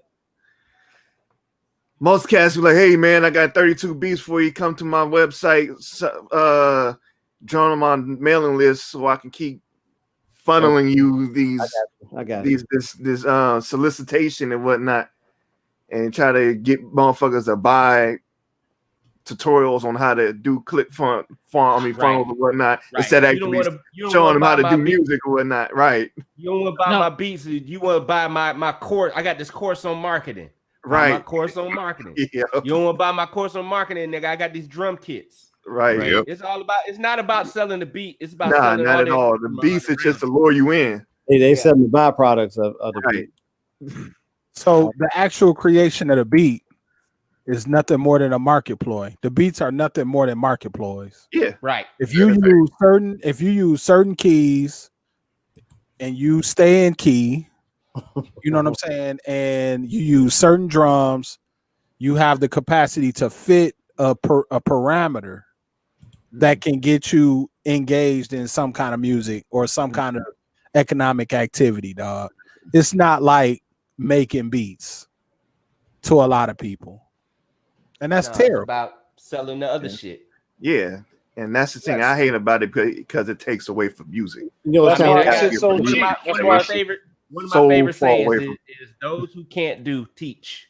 Right. And that's what a lot of them niggas is. They can't be successful as producers, but they can be successful teaching you. Right. Yeah, I don't agree with that. The best coaches are the ones who ain't the stars. I mean, I see sales funnels when I buy, a LUT pack. You go to somebody's page and they say it's fucking you sell a LUT everything. pack, and then soon as you're about to check out, it's like, Yeah, oh, for $20 more, you can get this. Yeah. Yep. It's then like that whole principle works with everything, but a lot of producers use it with music too. Well, I wouldn't even say producers, but even if you click yes that you want to buy that other product, oh, since you bought this, maybe you're interested in this for another additional $10. Before you know, you done spend $150 for some shit that costs $12. Right. Yep. Right. That's it. Yeah. That shit made it to music.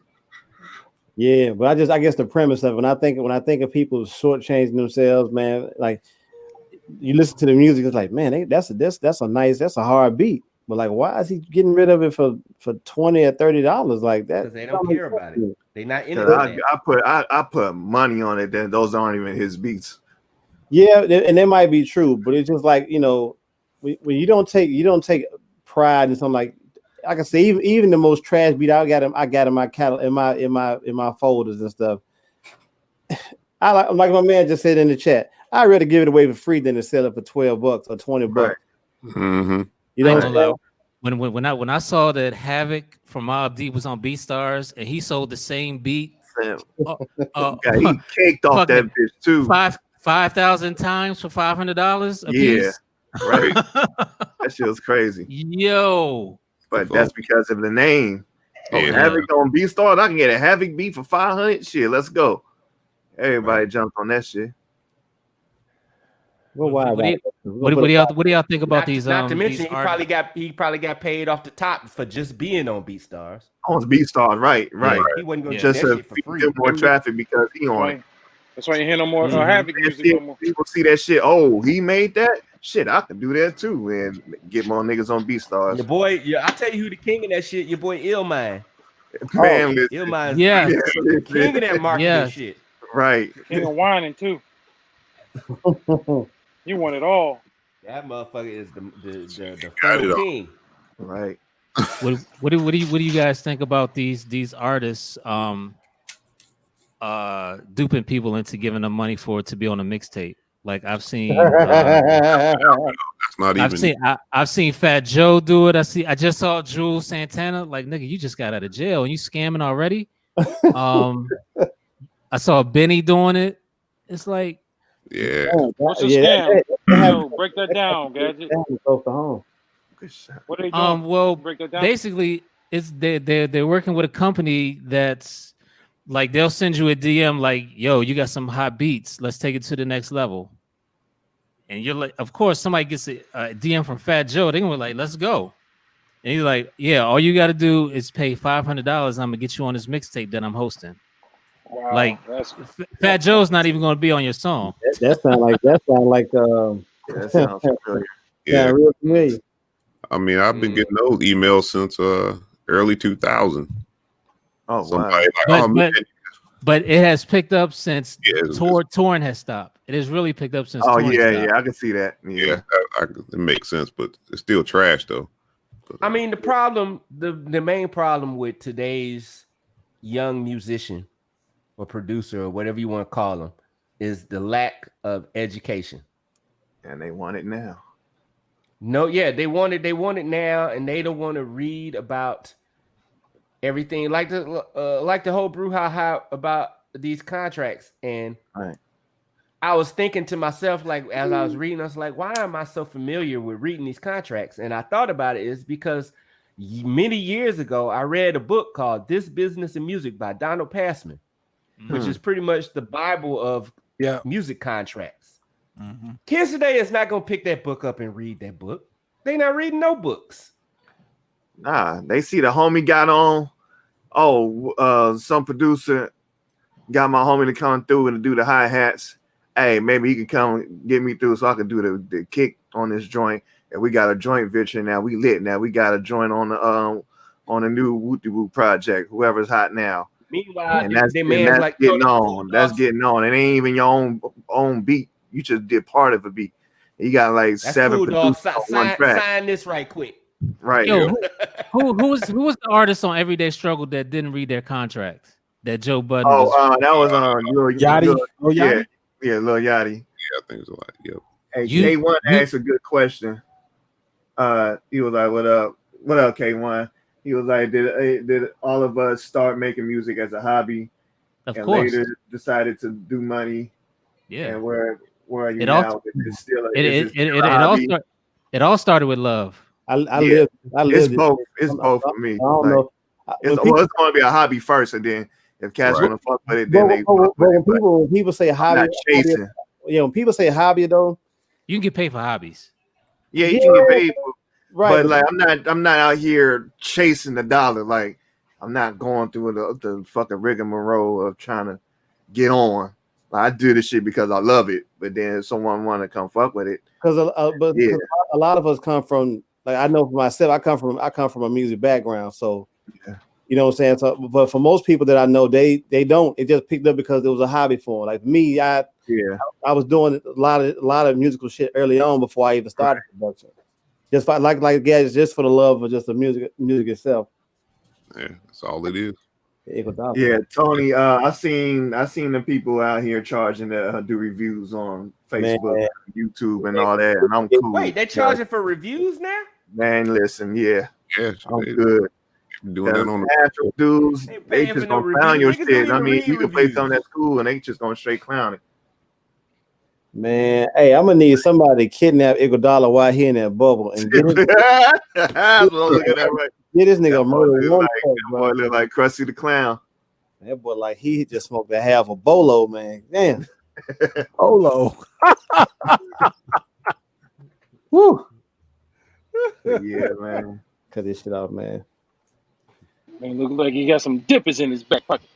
I mean, for me, K1, it's just I've always been around hip hop music, listening to it, interested in it, and everything. So, I mean, I guess if you want to call it a hobby, I guess. Awesome Dre. Awesome Dre. Yeah, right. But for me, I'm trying to find different ways because selling beats, selling records itself is hard. That's hell. Unless you really have some marketing time and dollars to put behind it. So I'm trying to find different ways. I've been trying to find different ways to make money off music. Yeah, you know what's crazy, and I don't follow this dude at all. I just saw an article. NBA YoungBoy has 4 #1 albums this year. He's put out 4 albums this year. I didn't even know that shit. I didn't know he put out. Well, I knew he put out 1 album, but 4 #1s. Right, that's crazy. More power to him. How many of them joints sound the same though? Yeah, probably all of them. Y'all know what? Y'all want to know what's funny? All that Instagram, all that shit that the drama and BP go through. That's all to sell records, man. That's what they do. All that shit, that internet shit. Then he dropped that record. That's what Tekashi did. Yeah, that's his whole game. That's what Tory Lanez did, right? Yeah, that's what Tory Lanez is doing right now. But if that Tory Lanez shit was crazy though. Like we was talking about that documentary Social Dilemma. Yeah. And essentially it's not really about music, it's they selling attention. Right. You know what I'm saying? So these are people who are the music is not really the product. The product is the attention. They make it more from the attention than the music. Yeah. Easy. Right. So, Ooh, good tip. Put back. Did anybody listen to the Tory Lanez project? No, I refuse to listen to that. I'm good. I'll pass forever. I don't need to hear from niggas that shoot. This nigga shooting bunions off chicks' feet, nigga. Right. I ain't fucking with that. Yeah, nah, that ain't the move. With my bunions, I'm killing both of you. You follow me. I just read the article on Complex, and they said a witness said he pointed the gun at her feet and said, "Dance, bitch." Oh wow, man! If that's what really hard over, what? Come over, nigga, use a whole ass thing to the 11th power, right? Whole ass nigga. Yeah, with that. I really want to know what the hell she said to make him do that. She probably said no. Hold on, but you know what? It don't. Hey, if you know like I know, bro, especially being from where I'm from, hey, women. I know women down here, that probably in Houston too. When they get on you, and they get to emasculating you. Yeah, that's what I'm saying. I want to know. He got roasted. He had to go. She had to go. His feelings got hurt, but I just want to know what exactly what it was. He already got a little man complex. That's all. Yeah, exactly. That's all I'm saying. He probably talked about the manhood size. Probably talked about his breath. Talked about his shoe size. Talking about his jump shot. Man, everything. Hey, I've been around women in my own city, brother. Like when they get on somebody, they go. Women can cut deep with their words, bro. Right. Especially when they upset. So, but that is no reason. Gun, though. It doesn't warrant you, man. It doesn't warrant you reenacting a Petey Wee right. Right. She said that nigga shoot like an 80-year-old Russian dude. I think High Celebrity website said they're never posting a Tory Lanez story or music again. That's good. Right. It's one of the things, bro. Like when you think about it, man, like pretty much everybody on this panel is married. We're all married. Yeah, your wife might say some shit to you, man, but you know what? That's why you got multiple rooms in your home. Just go in there and lay down and get away from it. I ain't finna go in the kitchen, man, and boil some hot water and throw it on her feet and shit. Well, I ain't gonna take my handgun and fucking shoot her feet off. I'm not gonna right, like come on, man. That's senseless, man. Cause that's senseless. Ain't nothing she can say to me that make me want to do that. I'm saying that's why I'm like, what the fuck? That dance bitch shit is all for good fellas, man. And you know what? At the end of the day, it doesn't matter what she said. You don't shoot anybody unless your life is threatened. Right. Exactly. Dance. Wow. They was drunk. They was kicking it. He got about 5'2" as it is, so he hot-headed. Travis Scott a couple years ago, he tried to flex on that nigga. Who's seen that? Who's seen that? 20 in the morning interview with Tory Lanez when they reenacted, they had him sitting on the. Yeah, that's what his motherfucker and he got up on his tippy toes. Yeah. He was the same height down and he was standing up. Yeah, he stood up, nigga. That shit was hilarious. Man, it saved to his feet, man. They had him tips on. You know what that tell me, Digger Hurts? Your feet were swinging off the chair when you were sitting down. Right. I'm sorry. But yeah, man. But that was unfortunate. I don't even care what she said to him or did to him, man. Like at the end of the day, that shit just flat out wrong. Because if I'm about to shoot your feet up, you best believe I better be on the other side of a car, looking underneath the other side of the car, and I see you with a gun coming after me. I'm just gonna go ahead and put two in your feet. But man, damn. Yeah, man, that's some hope. You know what, money just make you do some weird. Stuff, bro. This generation of men cannot take insults, cannot take criticism. Like these niggas is soft as shit. Yeah, they soft. Goddamn. They'll tell you otherwise. Soft serve shit. Too damn sensitive. Like cream and Farina shit, man. Like you ain't a motherfucker. Hey, you felt it in Dead Presidents when old girl told Lorenz Tate, "I'm fucking it." Right. Hey. Yeah, you see what happened. You see what happened after that, didn't you? Yeah. What Ye say? Ye said on that song on I think it's on his first album. He's like, I'll never hit a girl, but I'll shake the shit out of you. Listen. But man, that when the gun, like, man, you could have just slapped her. And I ain't condoning no level of violence on no end, man. But damn, bro, a gun should be your last. I'm talking about, man. Matter of fact, a gun shouldn't even be in the thought process of how to deal with this woman. Mouth to mouth. Guns is toys to these niggas. Shaking. Yeah, I hear shaking them up, but shooting them. Jesus Christ. Shot him in the feet, man. Damn, like, man. This nigga, both niggas. Man, you could have threw a purse out the window while the car was rolling or something. And then then the nigga does R. Kelly and writes a whole album about it. Like, right? Yeah, that's wow. Him, August Alsina, R. Kelly, throw all them niggas right. in the trash. Yeah. What is he doing on the album? Is he like asking for forgiveness or whatever, or what? I'll never know. You know what I did hear? I heard that he said that he didn't do it. That he said it didn't happen like that. That's what he said. It didn't happen like that. Yeah, that's how different. Y'all listen to it, man. The only thing that will make me think differently about that is that if he said she took the gun and shot herself in the feet, it's just that didn't happen. Why hasn't there been no charges filed though? I'm curious about that. Because reckless endangerment. She wasn't forthcoming with all the info. You know, a lot of times when you obstructing, an investigation and shit, man. If you ain't saying anything about it when they first started filing all this stuff, you can't wait till you can't wait till later to start retracting and having a moment of truth moment, and then want to come clean about it. Like, man, listen, that should have been trying to protect them for what? That should have been the first thing you said. Like, hey, man, listen. We were hanging out, we were kicking. He got jealous and mad about some stuff that I said, and he shot me in the foot. He'd have been locked up. We're going to trial right about now, but she didn't. She didn't do that. He trying to say that she's jealous because Kylie Jenner was messing with him or something. She didn't like that shit. Something. She was jealous of him. That's what he said. That's why he shot in the foot. Her because Kylie, she was jealous of Kylie. Right. That don't make no difference. He said the reason why the charges ain't filed yet because that shit ain't true. So I like whatever, nigga. Right. Yeah.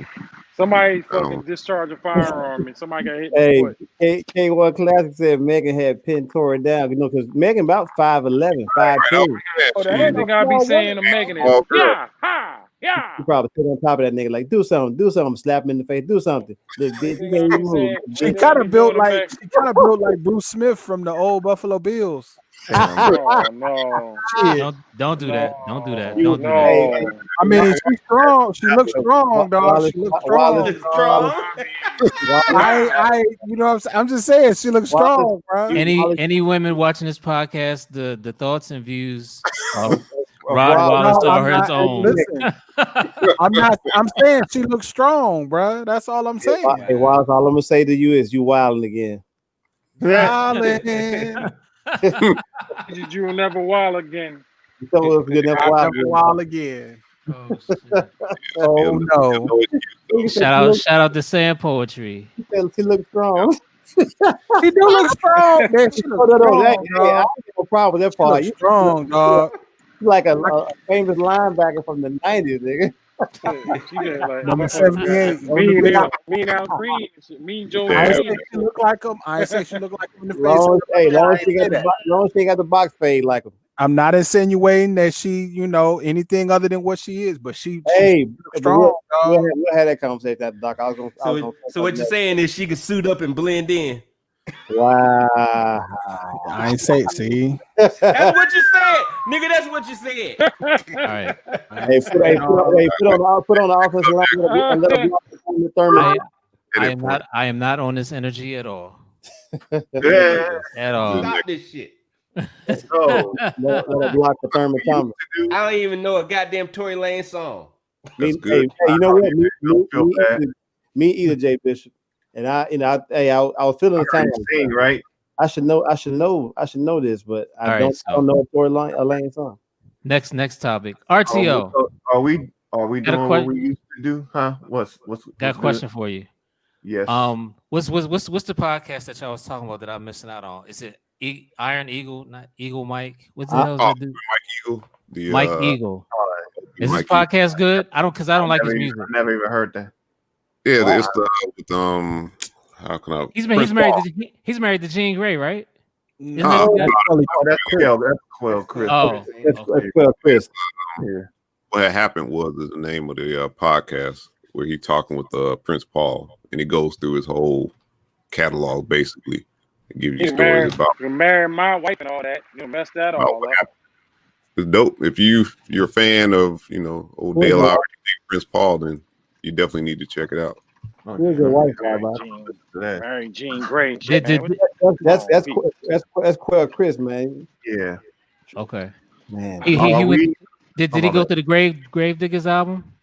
Yeah, Grave Diggers, Handsome Boy, Modeling School. What was that? The Politics of the Business. Prince of Thieves. You go to Prince of Thieves. Prince of Thieves, all that stuff.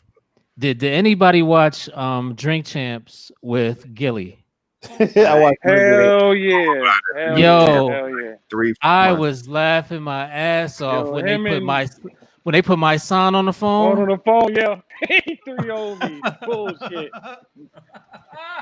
Got 3-0. They stopped it, but they got some receipts though. Them receipts, like yo, dude got him 3-0, man.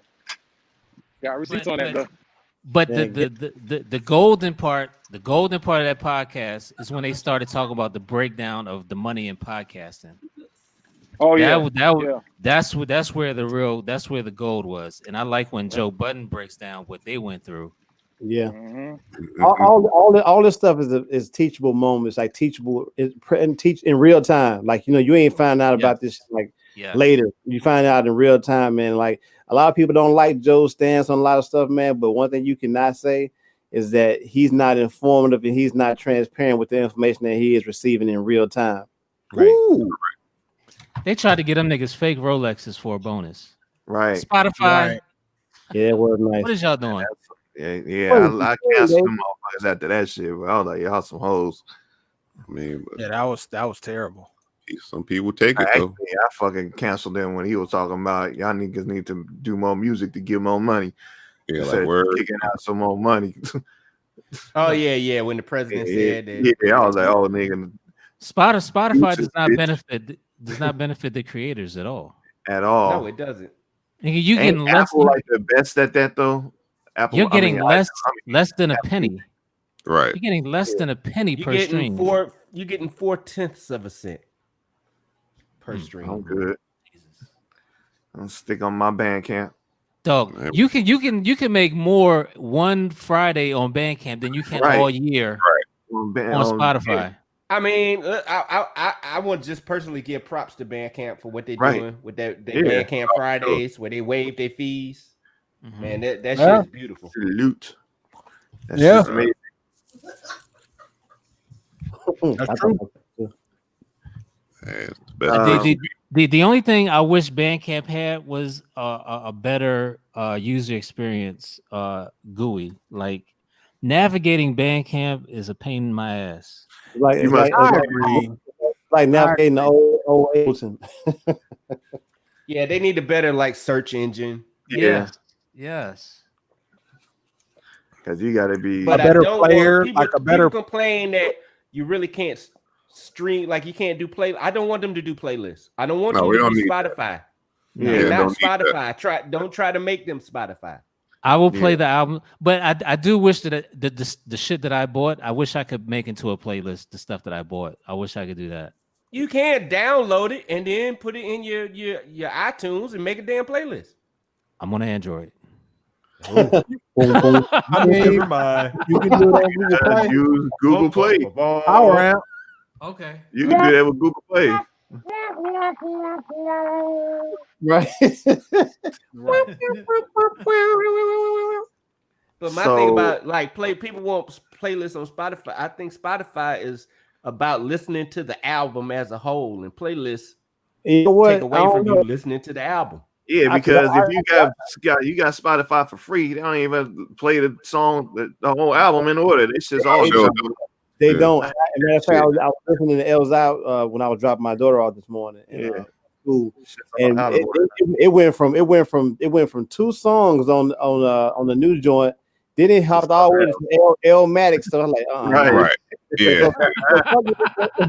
So somebody said, go on Bandcamp. It might be on Bandcamp, man. I rock. I made laps around the town, man, just so I can listen to that old album and stuff on Bandcamp. So me and Wallace were talking earlier this week, and we are going to do a podcast network. Okay. Kudos. Yeah, but we want you guys involved. Hey man, listen. I'll send over my dossier with all my with my rider and all my demand. I mean, everybody here does audio, so I mean, it only makes sense. You just need to find something to talk about, or like maybe Gigahertz and Mav do a podcast together, or RTO and Agent Smith talking about music or the creation of music. When y'all listen to podcasts, do y'all prefer podcasts with multiple people on it, or y'all cool with like one person podcast? No, I kind of find one person podcast hard to listen to. No, those are boring. It depends on what they're talking about. You need another point of view on the podcast. No, it depends on how informative that person. I mean, because if it's straight all information, like it's not about stories or whatnot, they just spitting facts or whatever. I could listen to one person. But I'm gonna tell you something. All podcasters are not created equal. I wish to God the chick who's on Questlove Supreme. I hope they offer her a sabbatical, bro. Listen, her man between her is she that bad? Oh, you talking about Laia? I can't stand that. Hey man, listen, hey man. Most people know, man. Probably people don't know. I love Music Soul Child. So when that interview was going on, she was so disruptive. The only person I can take that's disruptive in a podcasting environment is Nori. That's the only person I'll tolerate doing that, because it's Nori. But like this bra here, man, she killed that whole. I couldn't finish it. Me neither. Me either. I could have completely. I was like, man, like then she is disruptive on the normal, but if you got anything to do with Philly, she's going to be 120% extra. Yeah, the Soul Child thing was rough. Yeah, she was on some. Yeah, that shit was brutal, because her mic was hotter than Mike. Let's just put it plain. She was on his dick. Yeah.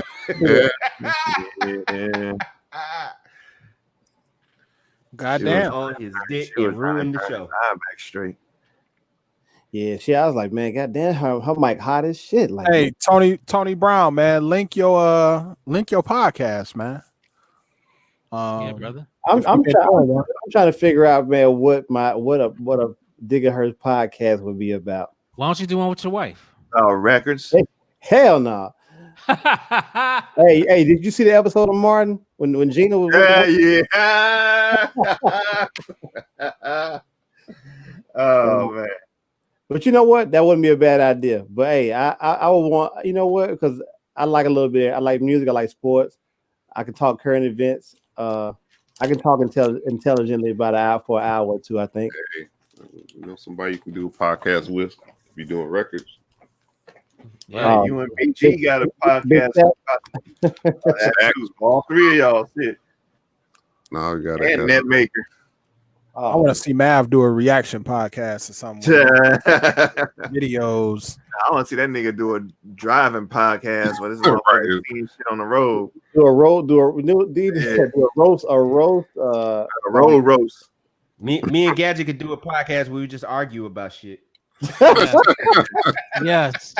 Yes, indeed. What was the Walter Matthau and Jack Lemmon joint? Oh, that shit 720p. Man. I'll say something about Kashif, and then this nigga can argue. She was a master, nigga. What are you talking about? So we playing beats? Cause she was that nigga though, man, straight up. Mike Jones. Who got the slap? Well, nigga, you said it. You started. You brought it up, nigga. So we assume you ready. Right. Motherfucker. Yeah, I tell you. I wasn't supposed to pick that. I was just suggesting it. Nothing has changed. All right. Welcome back. Yeah. Right. Oh fuck! I forgot I got the game going on in the background. Hold up.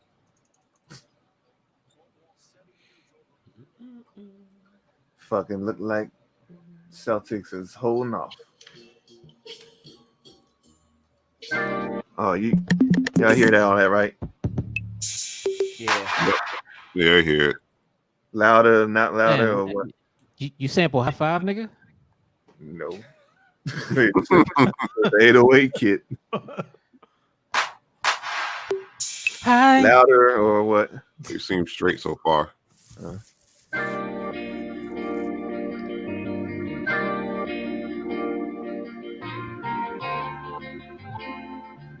Tony Brown, holler at me about your podcast, brother. Maybe we can get you on the podcast network. You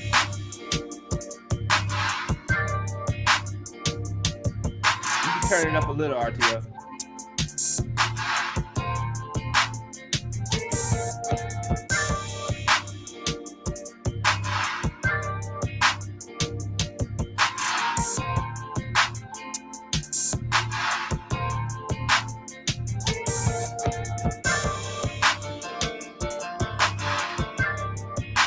Turn that shit up, RTO.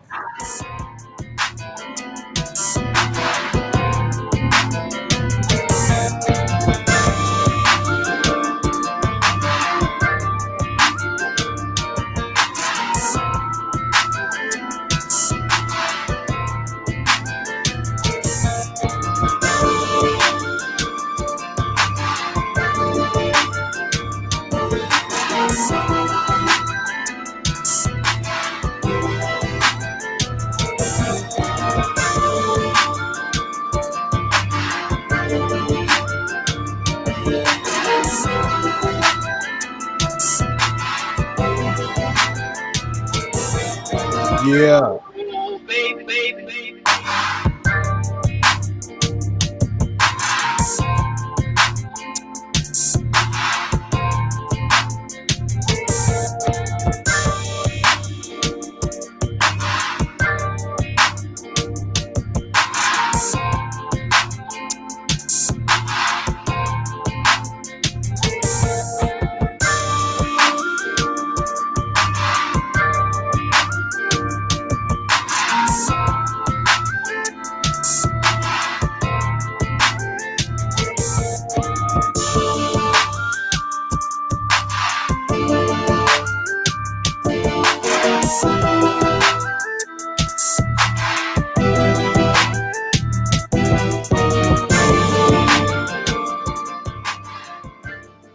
I can hear Currency on that. Oh, word. Okay. Yeah. Rolling, bowling, pilots, heavy Dope, RTO. drinks. I like that, man. Right on. And that's Hey, go back to the piano and listen to look at it again. I think there was a part it was slightly out of key, or maybe yeah, I know what you're talking about because that's been on my mind for the last week. I just haven't went back and fixed it. When Yeah. Currency don't even put hooks on his songs. He just talk about cars and smoking weed. Yeah, and he might talk about pulling the pistol on you if you talk. Have you heard the latest project with Harry Fraud? That shit is fire. No. Hey, I'm gonna tell you like 2011 through 2014. I felt like Currency couldn't do nothing wrong. His beat selection is immaculate. It really is. Yeah, I need to listen to Currency. I haven't heard shit One in a very long time. Covert Cool. Oh my god! I know he got a project with DJ Fresh. Yeah, I know. Yeah, I know. I need to peep that one. That's the one I was going to listen to. I can't wait for this Mad Lib and Pusha T album. But that's what we talking about. Like Currency just make tapes with producers, and then those producers get Currency's, Currency get fan base, fans out of them, and vice versa. Yeah, because I guarantee you, none of the niggas that knew Freddie Gibbs heard of Mad Lib. I agree. Yeah. I do agree with that. You're right. And vice versa. Nah, because I knew about Freddie Gibbs before Mad Lib. No, we did shit with motherfucking music different too. DJ Fresh. Yeah, but I'm talking about. I'm not talking about you, man. Right. That's the first time. That's the first time I heard Freddie Gibbs was the Mad Lib. Yeah. Pinata. You getting ready to go Gigahertz? I guess. Damn, man. What happened in Miami, I was supposed to put.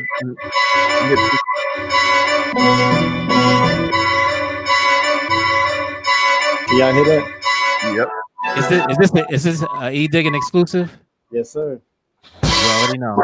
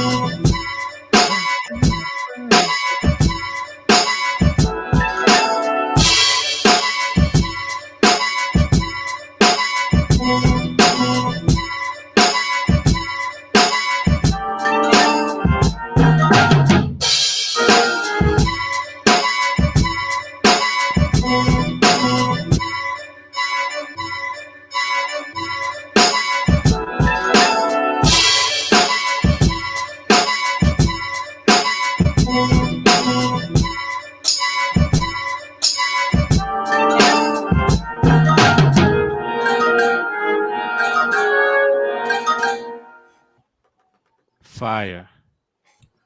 Yes, sir. I don't even want to know what volume you got that off of. Yeah. I don't even remember. Sound like some Alfred Hitchcock music. Right. It's a library record. I know that. Fucking Perry Mason shit. Oh, so that's off the new shit then. Yeah, I think that's a library record. Okay. KPM, nigga. Right. I think that's what that is too. Yeah, you already know. Yeah, it is. Matter of fact, it is. Yeah. Damn. Okay. Yeah, exactly what it sounds like. Fucking Jay Bishop. This game is a rap. Yeah, it I'm is. sorry, I know my shit. Agent Smith, you was you gonna play something? Please do. I know I'm not even set up to play anything. Oh, okay. Here, so. Hey man, you say it every show, man. It's true every show though. I've been slacking on that. I need to get my shit together. But yeah. So how was if you don't mind me asking, how was the project with you and JB Swift coming along? It's coming pretty good. We only doing maybe 3 more and we'll be done. Okay. I can't wait to hear that shit, bro. Are y'all working on shit together or is just individual shit together? So yeah, every track we both worked on. So okay, I like that. Same thing. Yeah, crazy. Right there. So yeah, it's just hopefully November if everything works out. Yeah, I can wait to hear that shit, bro. Collaboration. You gonna go, Wallace? Collective vibes. Right. Collective vibes.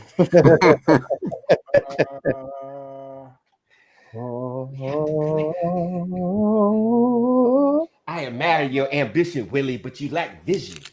Vision. We have to collectivize.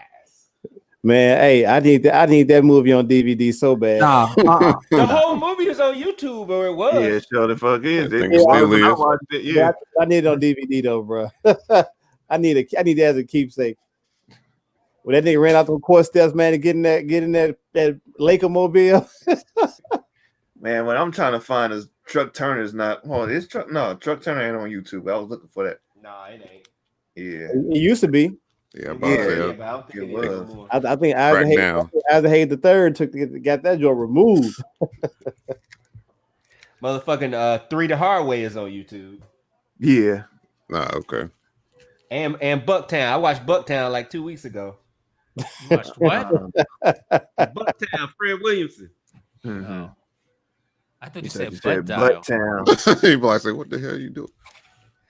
What YouTube you watching?" That's on Pornhub, man. Carl Weathers is in there. Yeah, that's on Pornhub. It's Bucktown. Right. That's a different type of tube. That's the different type of funky town. Yo, Dap said Currency just dropped another album called Director's Cut. I believe Shit. The Harry Fraud joint just came out last month. Damn. Yo, well, that's the game. That's the game. That's now, the power man. independence. Yeah, that's that Spotify game. You got to constantly be releasing shit. You gonna go, Wallace? Okay. Right on. Nope. All I got is oldies but goodies. You saying that like that's a bad thing or something?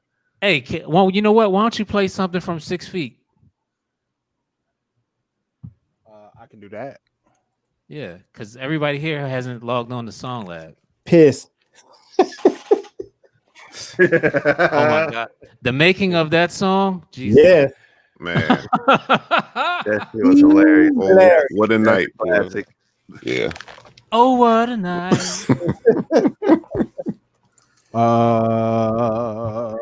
said, oh man, he said MMA was the designated weed roller, bro. Ooh, boy. Boy. No. Somebody was heated after that statement. Bruh, listen. Oh, okay, you're good now. I'm being a leader in the community, and I'm being a positive role model for the kids. Don't disrespect me, man. Don't make me update my work on you, boy. Cause you know I catch your ass and I check your temperature. And I take that motherfucker from 100 down to room temperature real fast, man. Bear witness, I'm a man on this island. Utilize the same grimace, chillin' or I'm wildin'. Diving in my sight with the red dot. Figure 4 leg lock. Cinching in tighter than your dead stop. Dred Scott filing his appeal with the lead pop. Certified dispensary, you something like a red shot. Feds watch silently. Timing up a dead watch. Right twice a day, heart frozen, but my head's hot.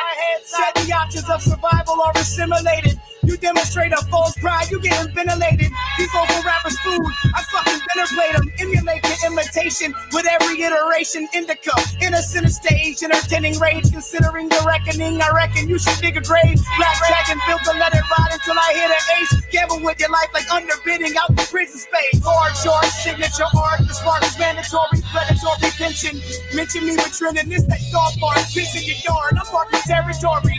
You're watching as the wheel is reinvented with a large art, signature art. Spark is mandatory, predatory pension. Mention me with trending. This that dog bar, pissing your yard. Marking territory. You're watching as the wheel is reinvented. I contemplate assertion on a moment's notice. Novus dopus, holy opus, floating lotus. Perform criminal, but holding on a soldier's focus. Simply looking at the product causing overdoses. Behold the Folgers, stimulate the comatose, and then we make the first move. Motivation, vocal coaches, impulse. Competent creations while we're waiting. Always like my name better when your girls say it.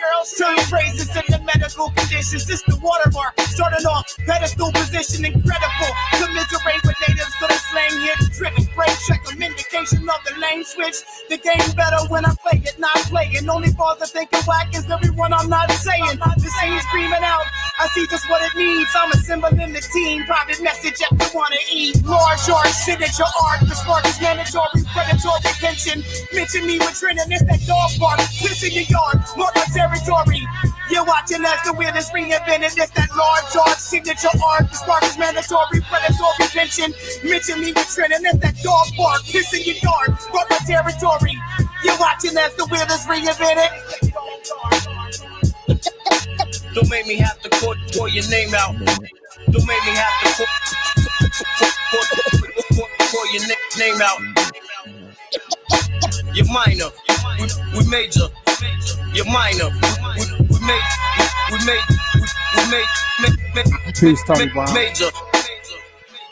If you ain't got nothing to say positive about me, man, don't mention me at all, man. If you do mention me, man, fix your energy. Because if me and you was face to face, you know goddamn well you wouldn't have that energy, boy. Stop playing with me, man. Don't make me update my work on you, man.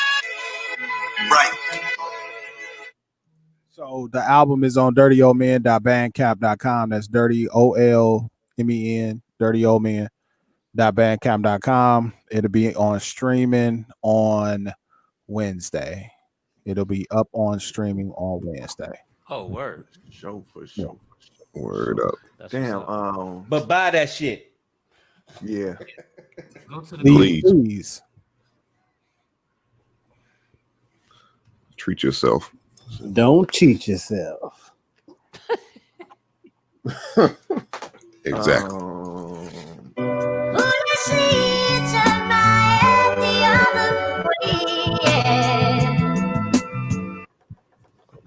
Is that you, RTO?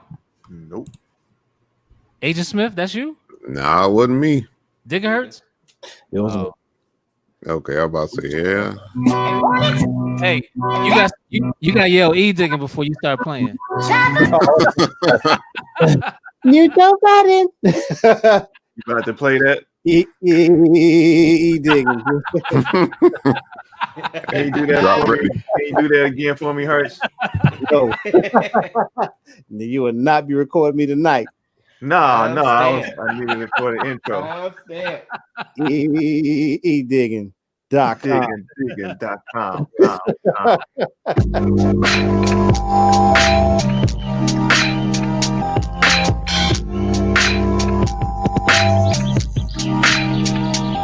First of all, I got a little more than 5 feet tall. But we can see y'all, nigga. I ain't scared at all. I guess you just don't know or can't see. They even wise up to me in perfection.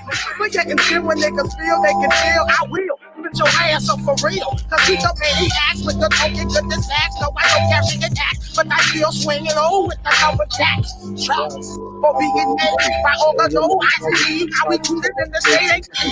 For chillin', illin', willing to do what I got to do to come through. No speaker, below he will never come weaker. You need to then a lot of them see how today because I'm more than careful about what I say when I do go. Hey, microphone is on. To leave me alone, I'm in my zone. Go to step if you offer me a chance. I can win the broken hoes can dance, I'll have hands. The microphone renders in my grip. I do not slip. I can't forget my nigga, don't team up and dip. Well, great Scott is like he has a mouth full of gold teeth. I smile because your eyes can't make me laugh. But see, don't have no way. I cut off all my hair. And then the bodies start to sound when we're coming to play. And I can get on the mic with no time to wait. Get right up in your face. Kick the flavor you take. And when I roll the microphone, it's the damn mistake. You don't comprehend what I'm saying to you. And I repeat the double E from the good to go through. I'm coming through. Ooh, I can't even stop. It's still me. I'm down with that nigga pop. And my nigga Mike Hell. And the first beat. And my nigga Ricky King. You know he down with me. With some LSG. Ain't that is what we say. I'm thinking out in the kitchen bag each and every day. Wow, that ass in that beat, cutting the scratch very hot, don't trip. Oh, wow, that ass in that beat, cause in the scratch red hot, don't trip. Oh, please, wow, that ass in that beat, cause in the scratch red hot, don't trip. Oh, please, wow, that ass in that beat, cause in the scratch red hot, don't trip. So put some fire on the ass in that beat, cause in the scratch red hot, don't trip. Oh, please, wow, that ass. Yeah, I do not like you for that shit. Yeah, that's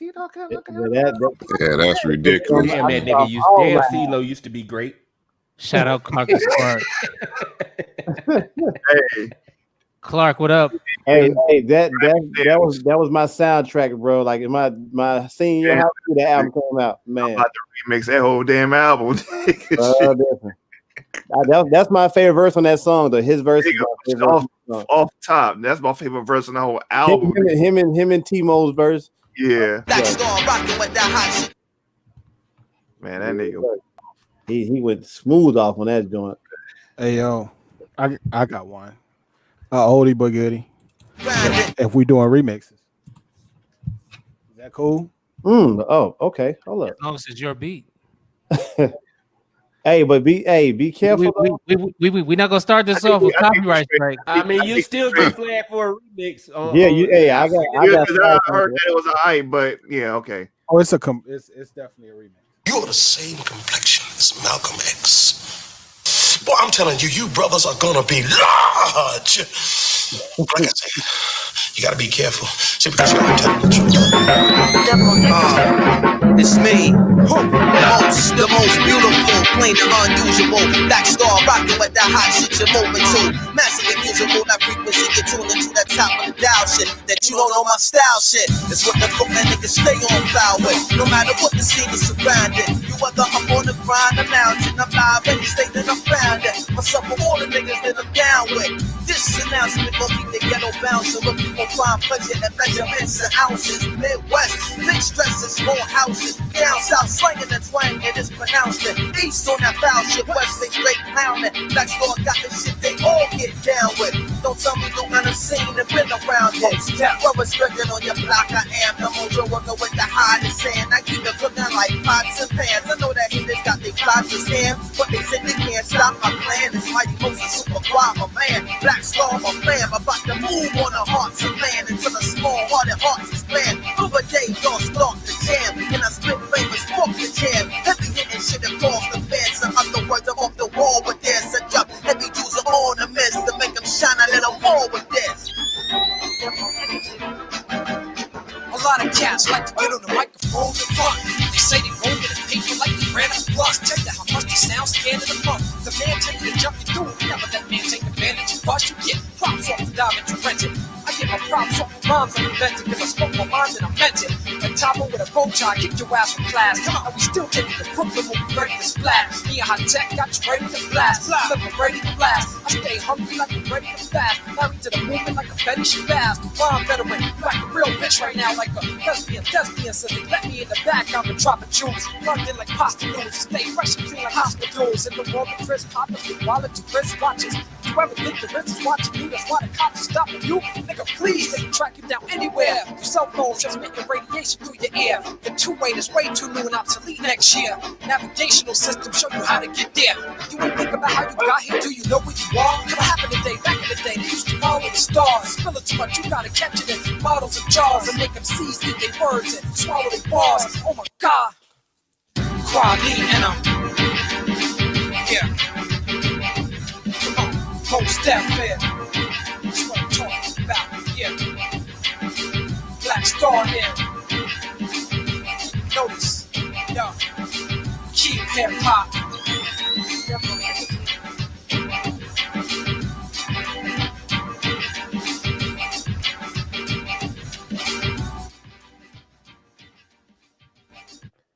How come I never heard this? Yeah, I don't remember hearing that.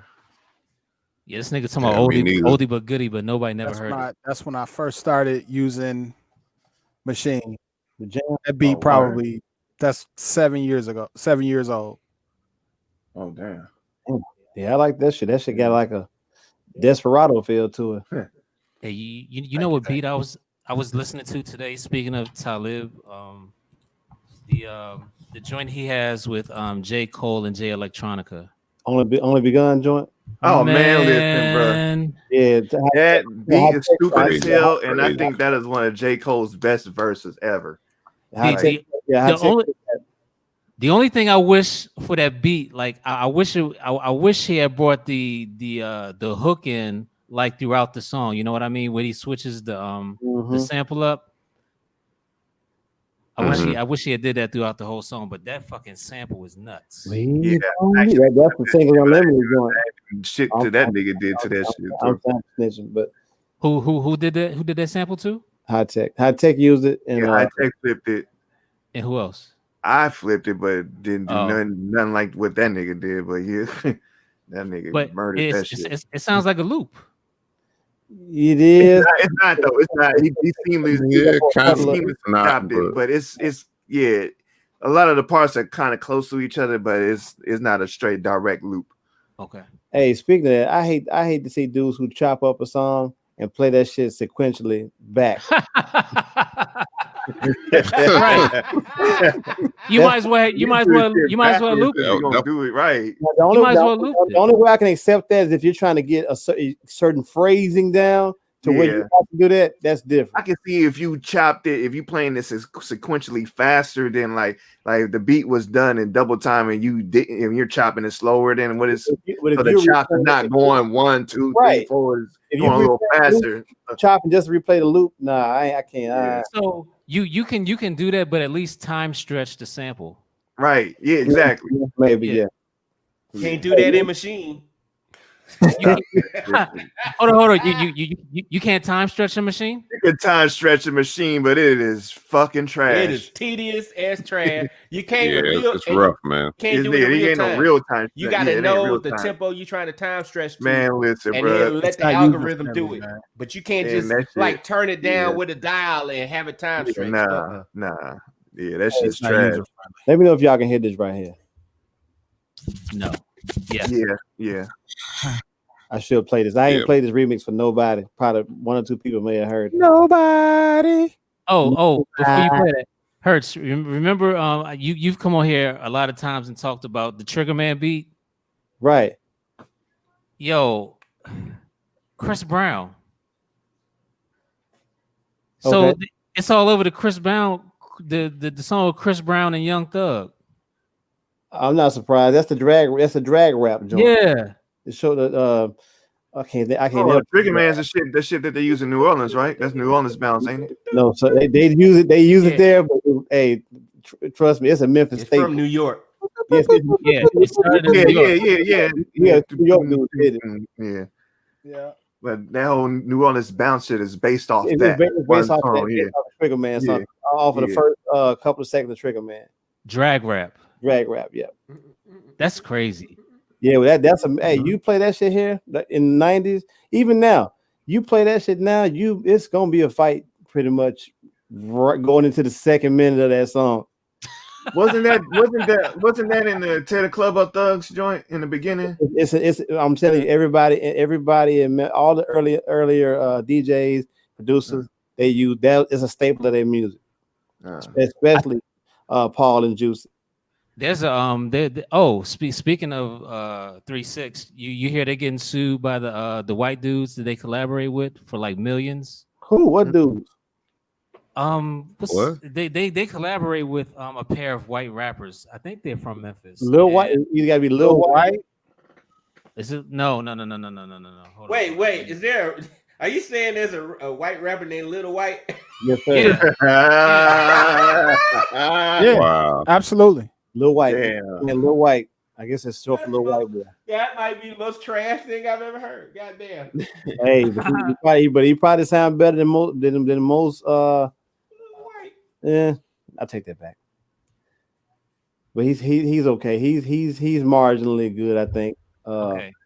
They're getting 3-6 Mafia filed a $6.45 million copyright infringement lawsuit against Suicide Boys.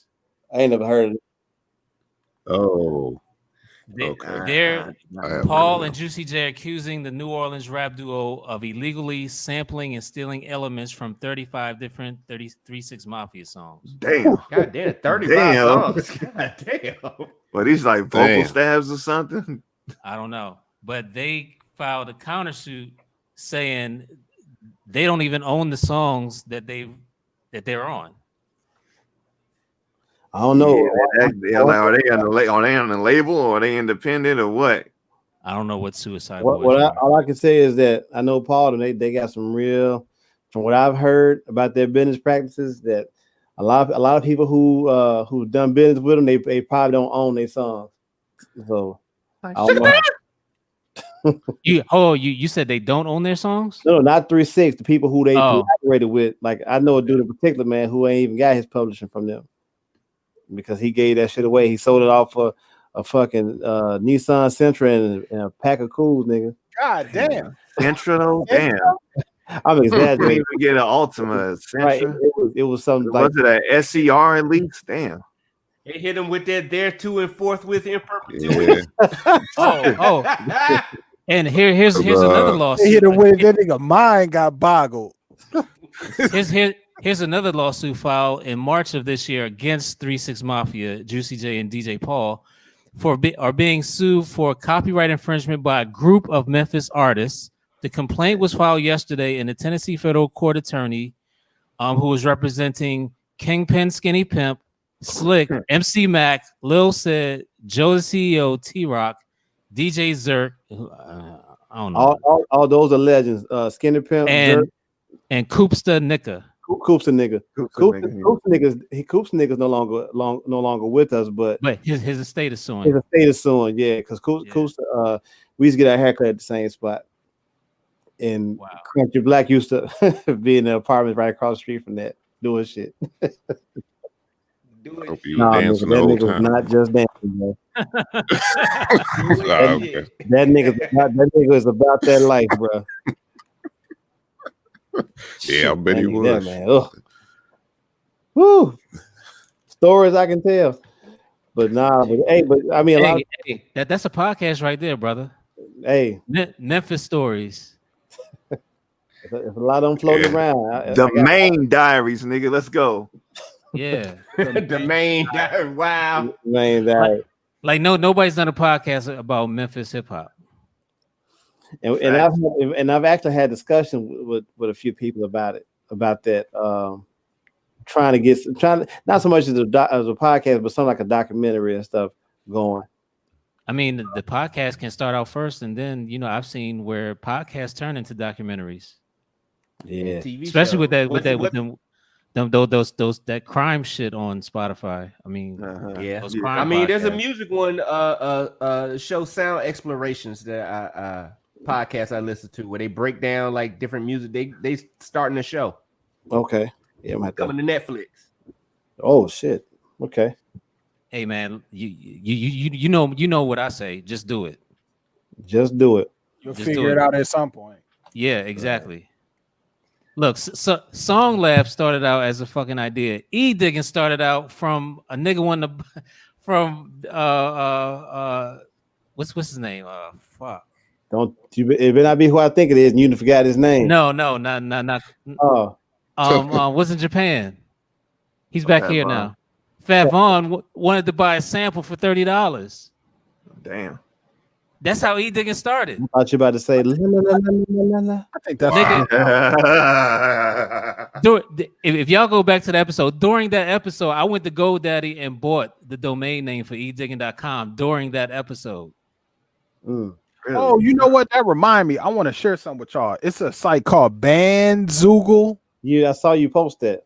.com, and it's really easy music-based website building. You can have your domain, you can have everything. There is a monthly cost, or you can pay for the year or whatever.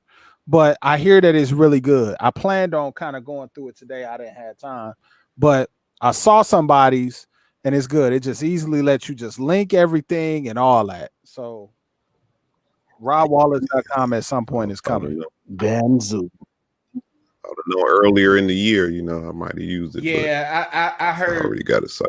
Mixed reviews, so I'd be curious to see what you think of it. Bet. I'll let you know. DJ Spark the Clark to Spark. What up, though, Clark to Spark? Hey, Clark. Dirty Old Man 6 feet, as well as everybody else in here. Fuck that other Memphis documentary. Yeah, we only worried about the Diggers. main diaries, bro. Man. Yeah, man. It's feel me, man. He got the. Never mind. You gotta use your boy's voice. Man, right. I'm about to say not interested. I got another Damn nigga, man. I got another song for you, man. Let me play this remix. All right. Let y'all hear this. I hope we don't get. I hope we don't get. I shouldn't have let you go. You ain't right. You ain't right. RX-8, boy. Hey, bro, yeah, let's go. I'm about to flip that. Let's go. This ain't no 1 RPM recordings, is it? Nah. Oh yeah. Play that.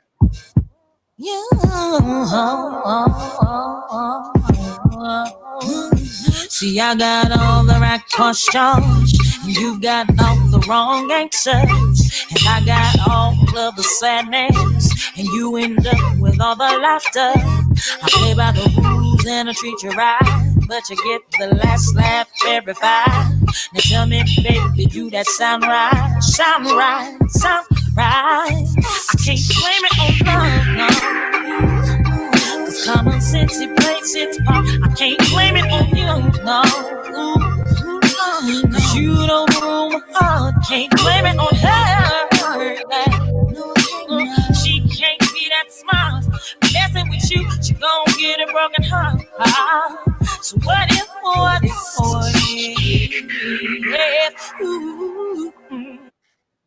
Oh crap! Didn't even do that. Hold up. Hit us with the snippet. See, every time I try to leave, you think of new reasons on why I should stay. And every time I tell you no, I can't believe you're still getting mad, cause I won't give you your way, and it don't hurt no more. When I see you with that other bitch, and lately you cry, and I don't know why, and I can't understand this shit. Can't blame it on none, no. Common sense, it plays its part. I can't blame it on you, no. Cause you don't rule my heart. Can't blame it on her. Yeah, she can't be that smart. Messing with you, she gon' get a broken heart. So what if things could change? And what if you weren't restrained? If you weren't restrained, you most of you is you out the front door. And what if things were different? And what if you paid your share of the worry? And what if you was the nigga that I fell in love with? What if to change? And what if you weren't the strain? Shouldn't me no more, cause what I know of you is you're walking out the front door. And what if things were different? And what if you paid your share of the rent? What if you was an nigga that I fell in love with? Oh, waiting on the day when I can look at you and know what I'll see. You're waiting on the day when I can figure out why you fucks with me. I'm waiting on the day when I can force myself to release. And I'm waiting on the day when I don't have to ask why.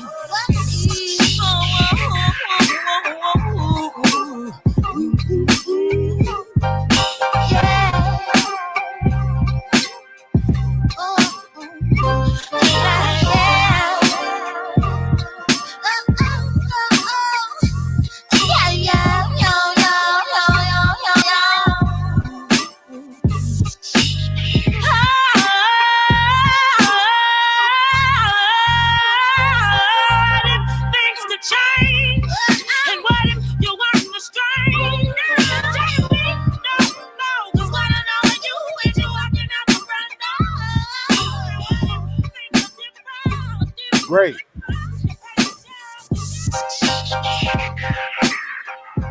That's great music right there.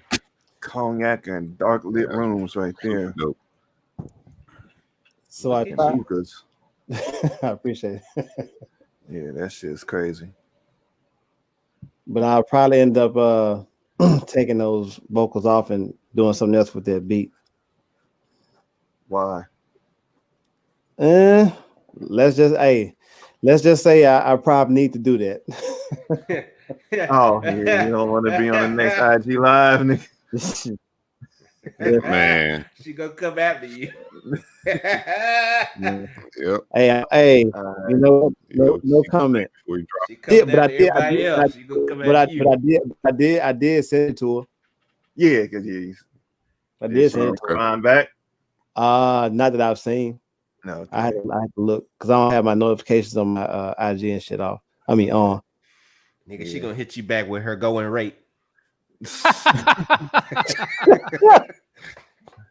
Hey, you know what though? Right. Hey, listen. If it's doable, hey, let's do something.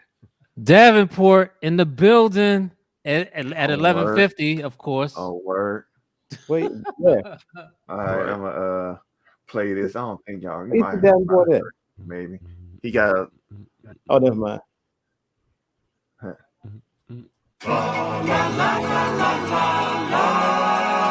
Oh Lord. Have yourself a Merry Christmas.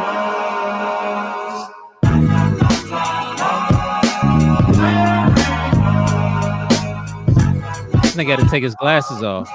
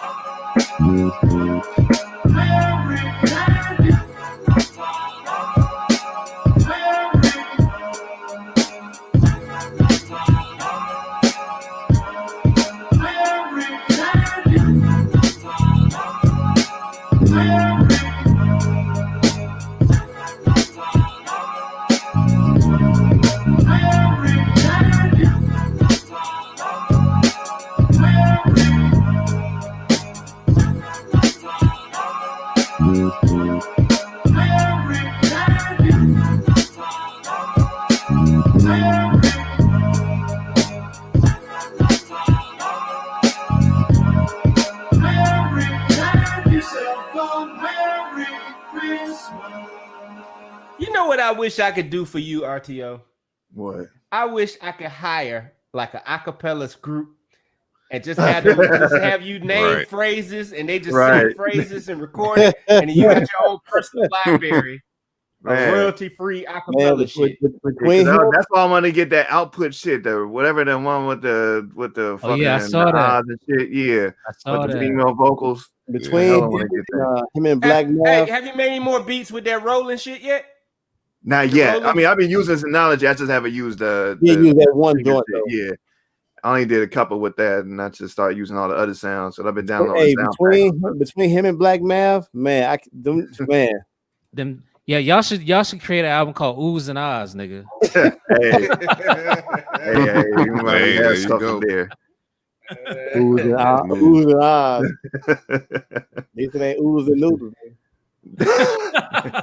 Hey man, y'all niggas single-handedly keep barbershop quartets in business. Right. Hey, man had transfers and everybody else. Hey, I ain't mad. Shit, you should do it. I'm sure you can go to some college and find some acapella group trying to be the next fourth hero and shit. Right. Yeah, especially like Cal Berkeley and shit like that. There's a lot of opera houses and shit out here too, and I know they got students and shit that do that. RTO gonna be like rerun on that episode of What's Happening when he was trying to record the Doobie Brothers. Go ahead, throw them 150. Be like, yo, sing this. Say that's my nigga. That's my nigga. Wow. Right, nigga.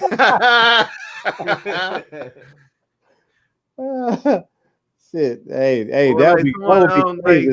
Because you know they got motherfucking plays and shit out here too. And I can find somebody doing a play or some shit. And nigga get a pencil. Nigga. No, nigga, stop. Nigga get a pencil. A pencil. Wow. Oh shit.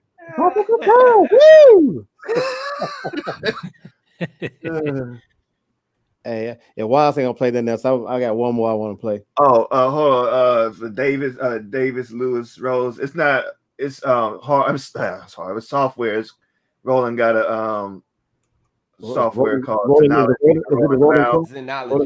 Yeah, Synology. Synology. What does it do? It's just a plugin. It's a plugin. But RTO love it. It's got a particular acapella vocal sound on it that sounds like Singers Unlimited. RTO heard that shit and immediately lost my fucking mind and bought it just for that. Yeah. I did. We all got it. Yeah, that shit was free 99. Shit. Oh shit. Plus tax. Yep, I used that last week. So, yeah. Hey, they just upgraded to 2.0 today. I got an email earlier. Yeah, I got it too. Okay. Yeah. I had updated it yet though. Yeah, man, that shit's stupid. Hey, did anybody get those? I'll never forget that day. That shit was funny as shit. I was playing with that shit. That motherfucker heard it. Yo, what the fuck is that?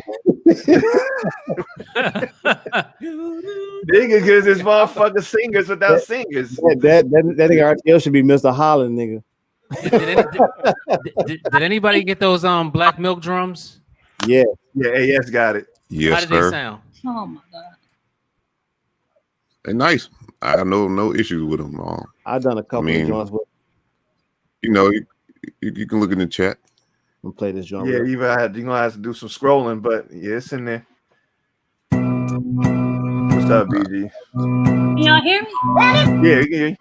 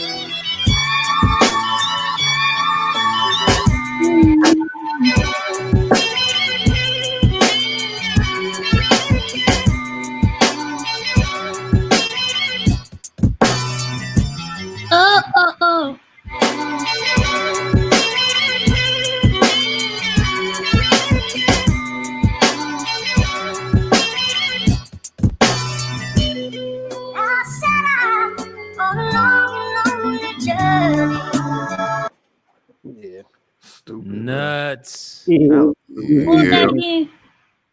Hold on. What that was what? That was digging. Oh man. I don't be liking people. I don't like people with NPCX. Oh man. And you know what? I know exactly what that record is because it's a fucking country record. Okay, I thought it was a rock record. Okay, well, yeah. When I saw it, I was like, man, I got some of this. And lo and behold, I went in the garage and I found two records, but that song wasn't one that was on there. Right. Let me pull my MPC out my bag. I've been over here, man. I've been trying. I was in so much pain. I was screaming over here. I was trying not to scream, so I just went to listening to that Prince Paul podcast. I'm loving it. It's good so far. I'm on be feeling better. Prince Among Thieves right now. Oh, not just some of the daylight stuff. Shout out to everybody that's in the chat. Y'all know what time it is. It's midnight. It's time for us to log out. Shout out Charles Clements, Jamari Mack, DJ Rec, Dunlap, Tony Brown. I got your email. I'm gonna hit you up, sir. K1 Classic. Who else is in here? Yassine. You said Black Rain was in here. Mr. Brad 777, Jojo Myrix, JB Swift, Davenport, K1 Classics, DJ Clark the Spark. So what's up, everybody? Hope you're having a good weekend. Dinosaur, Vinny Davis. Yeah, Vinny Davis. That's right. All right. On that note, peace, y'all. We'll see y'all next Friday.